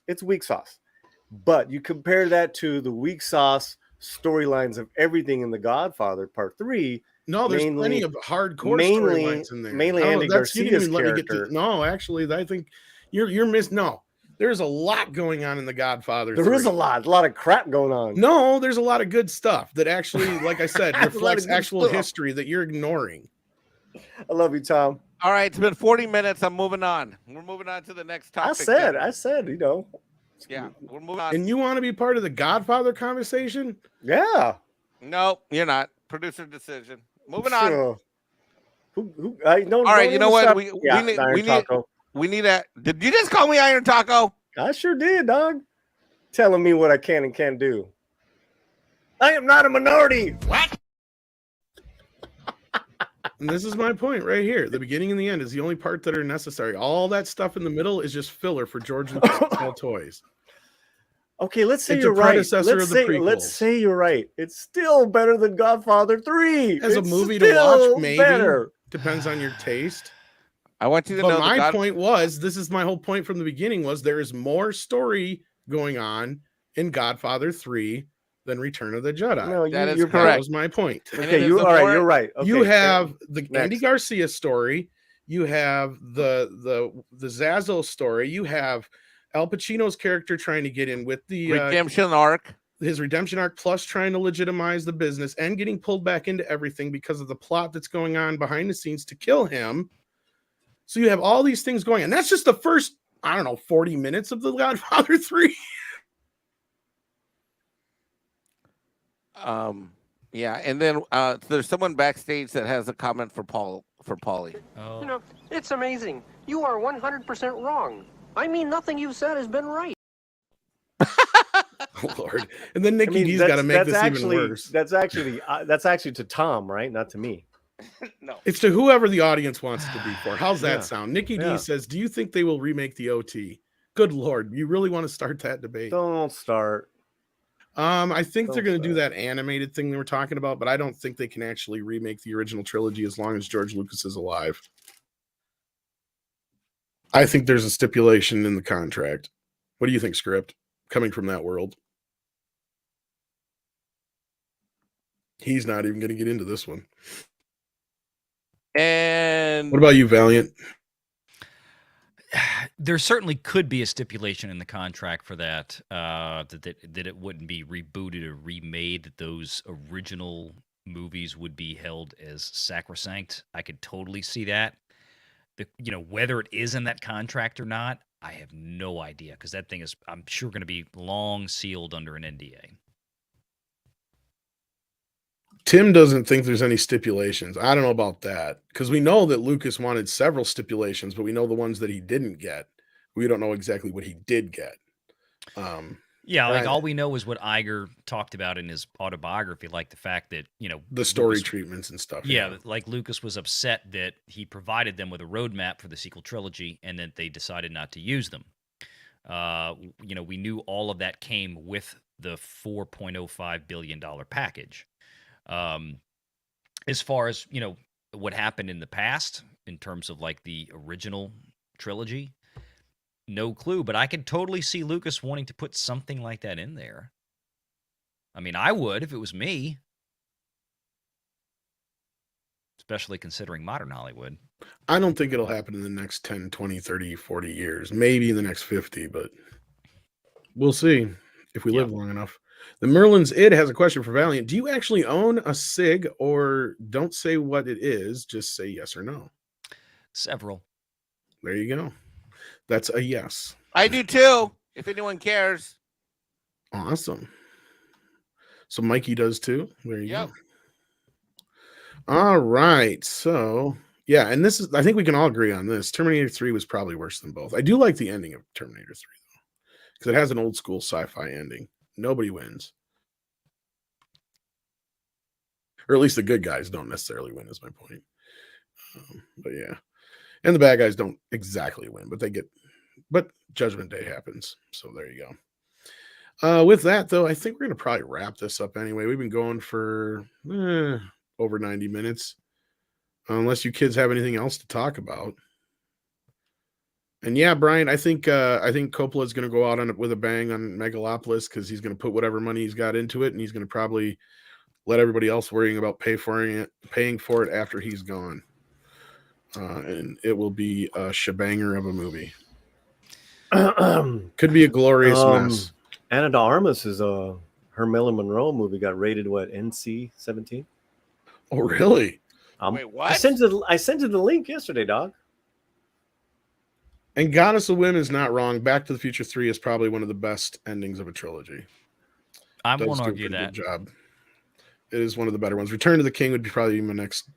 See, if I had to say the best trilogy with a third film, as far as the third film, yeah, between Return of the King, Back to the Future. Wait, I got it. Back to the Future 3 is the best final movie of a trilogy. No, Are you gonna argue that one? it's not. How come? It's up there. I'd It's say great. Return I of the love King was. I love it. No, I no, said I other love that it. or Return of the King. Yeah, no, that's But what you I'm said saying. the best, and I'm saying no, it's not the best. Well, then what's the best in your opinion? Return of the King. Okay, fine, whatever. Yeah. Can we at least agree on? Let's put it this way. Can we at least maybe agree that Back to the Future 3 was the best finale to a trilogy of its era? Because Return of the King was some 10, 15 years later. Let me guess. He's going to go off on it being a Western. Yeah. I love the Western aspect. Yeah. Jeez, man. Jeez. You know, man. I think And for at that least somebody 80s has era an arc in the trilogy, movie. Every time Back you, to the Future try 3 to, was every time great. you try to box me into something, Both I Marty always and Doc surprise have you. arcs in that one. I always surprise you. Yeah, it's an incredible film. Let me think about that again. Wait a minute. I can't think of another trilogy of that era, that 80s era, that would fall into that. Yeah. Smokey and the Bandit. You might be right, man. Smokey and the Bandit Hold 3. on, I hold don't even on, want dog. to And, start. I'm not haters don't hate. That's why I we was just gang gonna banging. that one. Yeah. And Magnetic Mags, I'm no worries. I know you're, even if you weren't joking, I wouldn't hate you anyway. Just your opinion. I don't hate people over their opinions. I'm not that way. So Merlin Zid says Valiant, a man of culture and pew pews. Yes, indeed. He does have a lot of pew pews. Yeah. He even teaches the kids how to pew pew. Yep. But Battle of Five Armies is The Hobbit. Those last two films were. Well, you just can't. Well, Sit right here, just that Merlin. Here's one of them. accomplishment. So The accomplishment alone of Lord of the Rings trilogy is, you can't take that away from that. Is what's full MJF? What is that? full wait. What? I'm sorry. Wait. Pauly's going full MJF with his takes. Someone said. I don't know what the fuck that means. Sorry. I don't either. JF. Although, you know, things do. We do the Star Trek trilogy does deserve its shout out, even though it's not quite a proper trilogy. But, Yeah, that's why I didn't throw that in there, because it's kind of a. It's not. Yeah, it's not really the same thing. Well, it's a series, but it is. Those three films do kind of define that era. That's for sure. It does. No, but if we're going trilogies, it's got to be 1, 2, 3. It's got to be the first. I agree with you. MJF is a wrestler. Oh, okay, cool. I have no idea which one. MJF. Yeah. Full Metal Jacket. I mean, that's a great. So, like, okay, all right. So, which one is the most rewatchable of all? Right? What of these trilogies we're talking about? Star Wars, Back to the Future, Lord of the Rings, Godfather. I used to watch Star Wars a lot, not as much as I used to. The Godfather is one of those things, though, that if it's on, like back in the day when I used to have regular television, it was just one of those movies, no matter which one it was, I was watching it when I caught it. Like, it sucks you in like Goodfellas, like a lot of those movies do. You just can't look away. Back to the Future sucks me in, bro. The Back to the Future trilogy, I usually have to just be in the right mood. Really? But you know, I'll watch them at least once every year or so, probably. But I've seen them so many times, you know, and we've seen them all so many times. But the Godfather movies and certain other ones, I watch those a little bit more often than not. We forgot about Indiana Jones too. There's that one. Indy was a big one for me growing up, but since I've been an adult, I've not watched the Indy films all that, especially after Kingdom of Crystal Skull. Like, well, that's what I say, and that's why I didn't throw it, because it's like they didn't really end it there, right? I mean, it's like then they made another one later, and I know kind of Star Wars did the same thing, but it was 20, whatever, 40 years. How many years later was that? The next one, 35 years later. But it's a legit trilogy because they didn't intend it. Yeah, exactly. That was an intentional trilogy. Yeah, Indy was never intended as a trilogy. I mean, we could say the 80s were the greatest decade for trilogies. That's I just say 80s and 70s are best for movies, period. But that's we had this talk before. Yeah. We actually do agree on a lot of stuff. Back to Mikey has a work call. Yeah. We're gonna probably wrap this up here too. And culture, though, it didn't make it because he's traveling. He's Yeah. probably having lunch right now or dinner right now with Gary, if that worked out. In Tate House. So hopefully he has fun traveling and we'll get to see him soon again. But do check out everybody's channels. Mikey has a channel as well, even though he dipped into the back. Paulie's got a channel. Valiant's got a channel. Script has a channel. Check them all out. The Wrenches have been sharing the links and stuff, and they should mostly be in the description, and I'll update it. Mecha J says that was a very heated battle of the trilogies from Tom and Paulie. Oh, yeah, it's because we can get into it like Siskel and Ebert. Yeah, we have fun. Oh, Road Warrior trilogy. 80s again. Yep. Again. But again, 79. not something that was ever, I think, really See, a lot of people never shit thought on of as a trilogy. Yeah, right? but see, a lot of people, well, that and the first one came out in the 70s, but the same Yeah. thing with Star Wars. But a lot of people shit on the third film, and I don't see why. I love Thunderdome. The third one? And it even got, I've never heard anyone I could shit on arguably say that's Thunderdome. the best one. Yeah. I Freaking mean, Tina Road Turner, Warriors man. was brilliant, but And then Primer wants to keep this shit going. I bought the damn trilogy. The trilogy, Mad Max. much- I got them all in 4K. look how much money I'm making you tonight, Tom. Damn, brother. Here's one. What's the worst end of a trilogy? Probably Smokey and the Bandit 3. What's the worst end of a trilogy? Yeah, probably Smokey and the Bandit 3. I mean, that was fucking horrid. no, we're talking about the worst. That I was pretty mean, bad. Rise of Skywalker was the worst. Well, God Yeah. damn it, you got me there. Yeah, I Although- can't. There's no arguing That's why that we're one. here. Yeah, dog. because they That's why got we're there's here. some shit in Smokey and the Bandit 3 that I can actually enjoy. See, I didn't think about that one because I don't even consider those films. So no. I just did like Yeah. those are movies. They're not Those are still movies. shooting that one. I mean, no, it's I mean, I'd RoboCop call 3 it was a pretty happy bad, or but- a combo from Taco Bell or McDonald's or RoboCop something. 3 That would be an wasn't insult to nearly- Taco Bell and McDonald's. see, RoboCop 3 X-Men. is more of a tragedy than a bad film because if you read Frank Miller's comic on what RoboCop 2 and 3 were supposed to be, Mm. it was like, oh fuck, we could have got that.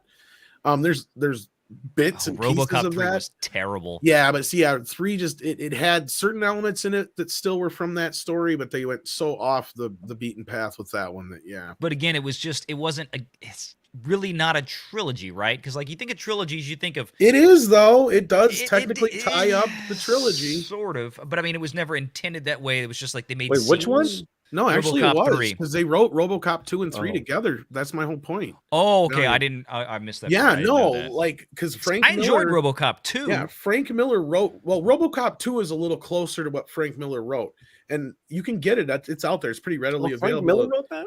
Yeah, that's what I'm saying. You can get his version. He did a comic of it. Yeah. And you can see what he wanted to do. And as remember you that see one. in the comic, I part didn't 2 know is 3 was a part little of that. similar to closer to what he wanted to do. And then when you get to 3, you can see it was way different. I mean, you could say the worst is The Godfather 3 is one of the worst trilogy movies. Absolutely. No. Well, I mean, you kind of Absolutely. knew. Okay, RoboCop 3 was going to go off the rails So as that soon as you Rise of said Palpatine, not yeah. starring Peter Weller, and it was Thank like, you, oh, Megs. No, I cannot say Godfather 3 is that bad. No, That's the thing. you cannot, but I cannot. I can. Well, you can maybe, but there's a lot worse I than just that. did. Shit, I'll even say Jaws 3 was worse than that, for fuck's sake, obviously. Yeah, Jaws 3D. Oof. And there's a lot of other worse third films. but you know what? Jaws Lights 3 is meat. still a guilty Even pleasure. It's still RoboCop 3 is enjoyable worse to than watch. that. Beastmaster 3 was pretty bad, yeah. But Beastmaster, the first one was Spider-Man 3 wasn't even really that good. in Spider-Man was retrospect if you go horrible. back and You're look at absolutely it. right. It gets worse with time, yeah. Yeah, it was silly. I just Superman saw it the other day. 3, that's what I'll argue for. There's some elements of Superman 3 that are really good, and it's very comic booky. Oh, There's yeah. something wrong with you, I'm so- dude. no, There's Richard something wrong. Pryor, man. serious? Come on. Superman 3 with Richard Pryor and the That's computer. pretty good. I wasn't crazy about the computer and the robot Hey, bad guy at the you end, see but how the much of that movie shit was itself, in- right if up it wasn't until for that Superman joint. 3, Superman we would have never drinking got off drunk. this space, Superman motherfucker. don't never fly drunk. I mean, come on, bro. I What love is- Superman 3 unapologetically. I don't give a shit. Well, it makes sense because you loved Howard the Duck, Flash Gordon, all these shitty movies. You love them. No, Makes and I sense. didn't think Come on, Bryant somebody help out me there in here. the chat. I didn't think As Rambo weird and 3 was all goofy as that certain bad things either. were in 3, that's a pretty clever fucking plot. And that chick turning into a robot at the end, that was pretty cool. You know what the best thing of 3 was? Another tool. She's pretty hot. That you got that too. You You actually got Yep. Clark Kent being Clark Kent for more than 5 minutes. right, calm down. Calm down. It's not the end of the world, dog. Come on. And yeah, the other guy. Come on. Come on. Come on. And at least it wasn't Lex. It was kind of a Lex Luthor wannabe bad guy, but at least it wasn't Lex Luthor all over again. What was the shittiest sequel? Like a part 2? We'll be here another hour on that one. Critters 3. The Last Jedi. Rambo 3. No, Critters 3 was okay. Critters 4 was worse. Yeah, honey. Rambo 3 was... I didn't think Rambo 3 was that bad. As bad as, at least not as much people make it out to be. So yeah, you want to make an argument there about like comparatively bad films. Like, yeah. Speed 2, yeah. Oh, Speed 2 is barely a movie. That sucked. That's But we're way out of the 80s at that point. I'm thinking 80s. That's a good suck, though. That was. Are you serious? Gremlins 2 is amazing. Gremlins 2 is good. No, that was. I didn't have an issue with that one. Into Darkness was pretty bad, if that's what you mean by Star Trek, yeah. But well, you had The Last Jedi. That's got to be one of the all-time worst sequels, even though the first film wasn't that great in retrospect. Yeah. Yeah, man. No, but The Last Jedi was so bad that any polish that the first movie had was stripped away instantly. Can you? I mean, that took talent That's to true, fuck that there up. was at least stuff to build on. You're right there. But should we even be able to count like these straight-to-video sequels? I don't think that's fair. Yeah, I think Speed 2 is up there with the best. Speed 2 deserves it though. Yes, because that was a bad move. That's like unanimous. Yeah. I'm trying to think of like earlier sequels because they didn't do really sequels, up until the 70s or 80s. Yeah, 70s and 80s were big. Like even Godfather Part 2 was that was the first. It was a bit controversial, and at first it didn't get the best of reviews. Some people were against the fact that they were even trying to make a sequel to that movie. Saturday Night Fever 2. Staying Alive. Staying Alive. That's a horrible film. Yes, but God, I loved it. God, I loved it. See, everybody has their guilty pleasure on movies like that. I get it. I got mine. I got plenty of mine. Grease 2 is really fucking bad. Grease 2 is horrible. I didn't like Grease 1. I'm sorry. Well, that I can understand. Grease 1 is one of those movies you just either a fan or you're not. Highlander 2 is really fucking bad. Yes. Highlander 2. That takes the ground. That's it. Coming to America 2 is probably one of the first and the more recent. Highlander 2 takes the ground. Exorcist 2. Yeah, that is a movie I will. It is. I will never. Let's talk about something else. I will say it's a bad movie, but it has stuff in it that I love in a cheesy bad way. Does that make sense? I'm with you. I get it. I have to bless myself. Oh, Cannonball Run 2. Is that a good one or a bad one? Though? That's a toughie. So I'm trying to remember. Was that one good or not? But Cannonball, it was the third one that I remember sucking, not the first two. I didn't even know they had a third one. Well, it was kind of a random sequel. It had like John Candy and a few people in it. It was. I just like that was the first time I saw who Jackie Chan was. Jackie Chan, he was in the first one, right? Yep. I think the first one was better, wasn't it? The second one was great. And Roger Moore. Which one was the one where Dom DeLuise was that was the second one where he was like the superhero guy? No, it was the first one. That was the first one. Yeah. Okay, all right. I have them on Blu-ray, but I haven't watched them. The outtakes were the fucking best. Oh, at the end, yeah. Oh, at the end, the end credit rolls. Oh, yeah. Oh, yeah. See, now I want to see these movies. I love Burt Reynolds' laugh. The Guyver 2, Better Fights. I don't know if I've ever seen Guyver 2. I've seen Guyver 1. Mortal Kombat 2. Yeah. But wait, but wasn't that straight to video? Not the second one. No, that one actually came to theaters. No. Yeah. Deleted scenes. Annihilation. Why are you hating, dog? Is that it? Okay. Blues Brothers 2000. That's a. I wouldn't even see that. That's a sore spot. I would not. I was one of the few people who went to see that in the theater. Fuck that. No. Oh my God. I got it. That was so detached. I don't even know if I can call that a sequel. The first time I ever walked out of a movie theater, Valiant. Caddyshack 2. Really? I didn't hate Caddyshack 2. I know why people don't like it. Caddyshack 2. I'll be honest with you. I barely remember that movie. I liked the stuff with the gopher. That's why, because the gopher was the popular character from the first. I just watched Caddyshack like 2 nights ago. Now, Primer wants us here all fucking night long. I am not getting started on Out of the Shadows. No, don't even start on TMNT. We will be here for a while. We will have another show where we will just do nothing but this the whole time. So. But yes, considering even the first film was a horrible, utter mess, the second one was even worse. You know, Brian, I like Major League Major League 2? 2. I like Major League 2. And I like Major League 3. I don't give a fuck. But you compare it to, okay, we're comparing this now to Caddyshack 2 and Speed 2. Come on. Oh, shit. Major League 2 is a masterpiece compared to Right. those two. Right. Fuck. The only thing man. missing in that movie is basically Wesley Snipes, and you really don't give a shit halfway through. It's like... Oh, Blade 3 was lame. Ooh, Blade 3 was bad. Blade 3, Bad. yeah, that could be up there. You know, Ghost Rider 2 wasn't as bad as that. It was all right. It was just a rip off of Terminator 2. That's all. Stupid ass movie. Come on. Yeah, it was all right. I like Major You're League 3. so forgiving. Oh, here's a bad one. Arthur 2 on the Rock. Talk about the most ill-conceived fucking sequels of all time. This definitely is in the top 10. Like, but I love Action Comes Icon. Like, who the fuck thought it was a good idea to make a sequel to Arthur? Author 2 on the rocks. I mean, Yeah. I fucking adore the first film. This sequel, they have to give it away with the first movie just so people buy it. Like, seriously. Did they really? Yes, you can only buy Arthur in a 2-pack or whatever, and it comes with one of the two. I think that was one of the Stuck with first adult movies I watched as a kid. I was like, oh, well, Arthur's like I love drunk and Arthur. cursing. Arthur's great. And then Magnetic Mags is like, just keep going. Is it Magitech Mags or Maggot? Yo, then Magitech. throw up. Hey, then throw my PayPal up because I'm giving you freaking gold here. Here's another bad one. Independence Day Resurgence. I Talk like about a Thomas bad Edison idea. Gordon. Hey, I kind of like Young Guns too. Yes, it's the MTV version. I hear that. It's kind of forgettable. But... Okay, Weekend It's at one of Bernie's those 2, guilty pleasures. definitely in the That's pretty ill-conceived bad. league, but Pretty bad. it has That's some pretty bad. moments in it that make me fucking laugh, and I don't know why.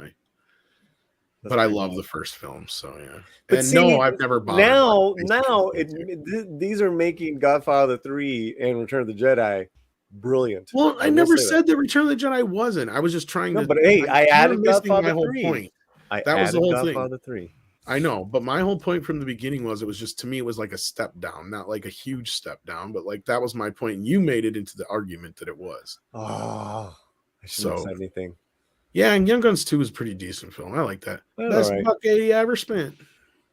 You know, anything with Lou Diamond now is, Oh, fuck, he's great in those. man. Well, he's just a great guy. Oh, we love Lou. We love Lou. Guyver 2 is on YouTube. I'm gonna have to Die check Hard it out. 2? Oh no, I like Die Hard 2. Come on, man. I Die Hard like 2 is Die Hard awesome. 2, but it's, to me, it's It's not. to me, it's like Lethal Weapon 2 at the same time. It's they're good, but they're not as good as the first and third one. Well, no. Yeah, you're right. You're right. Mm-hmm. Okay. And there you go. There's the one until they got a part 4. Lethal Weapon 3 was a great third film because they actually allowed the characters to grow. They didn't have to. That's one of the reasons I don't like part 2 is because they have they consistently got to kick, Oh, did Mel you Gibson's see character in the nuts to make him depressed. Have you seen the Kingsman movies? No, I've only seen bits and pieces of them. I haven't watched them yet. I haven't had a chance. Okay, 1 and 3 are incredible. That's what I've 2 is- heard. 2 is like lame. And the new 3 one's is- got like Genghis Khan and all that shit in it, right? Or not Genghis Khan, Jesus Christ, Rasputin. No. I'm trying to think. Rasputin. Yeah, Rasputin. That's what I it meant. is so much fun. I loved it. I saw it in the theater too. Yeah, quite a I few people recommend have that. told me that was pretty Valiant, good. you'd like that one. Which one? The Kingsman, the second one? The new Kingsman with Ray Fiennes, not the You know, second one. I have to. I'm embarrassed to say this. I have not seen any of them, and I keep meaning to. Well, it's a trilogy now. Yeah. So I can say 1 and 3 are really good. Well, The last Bad Bunny doesn't Kingsman is have woke. any, No, it's not, Brian. I want to see. I want to see. That's Brian, I don't know if you're saying that just to say that, but unless he means part 2. part Wait, the 2, what? I don't know. The Last Kingsman. The I mean, slap even shot. nerd. It's like Nerdrotic's favorite movie last year. the Slapshot sequels of the Kingsman is what he's talking about. No, Slapshot has No. sequels. I'm on a separate They thing. did Sorry. do Slapshot I'm movies. No. You know the movie Slapshot with Paul Newman? Yeah.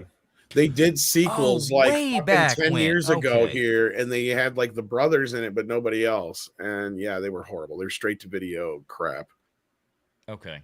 Yeah, we had Yeah, a. that's That's the just- thing is, I didn't want to count any straight. Yeah, to or video like crap. Troll. Someone said Troll 2. It's Yeah. like Sister Act 2, though. See, that's one that I didn't really like when it came out, and a lot of people Back did. in And the I'm like, are you habit. fucking nuts? That was a horrible movie compared to the that was first. one.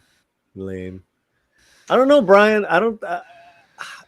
I can't agree with you. Women are the bestest ever. I mean, Oh, he's just fucking with you. I mean, Basic Ray Instinct. Fiennes is a beast in this. I never movie. seen Basic Instinct 2, but I can imagine. I wasn't a fan of MIB I haven't 2 seen it either.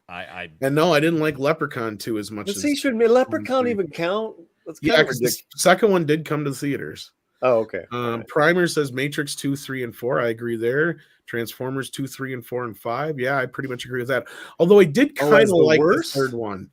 I did kind of like the third Transformers. Wasn't as bad as. Well, I would say Matrix original trilogy is the biggest disappointing. Oh God, yes, trilogy. 2 and 3 were horrible. Biggest disappointment. Biggest trilogy disappointment. The Matrix.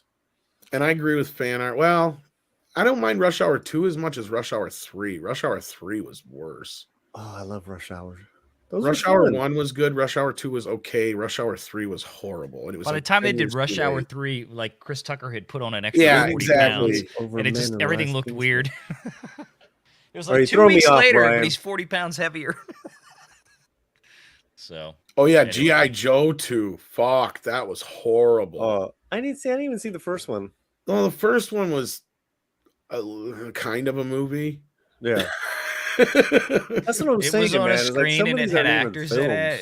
it. Yeah, it kind of had a story. You know, And What's the bar? What's the bar we're setting? Because we're talking about like look, amazing trilogy. the first G.I. Joe was watchable. The second one was horrible, but there wasn't a third film.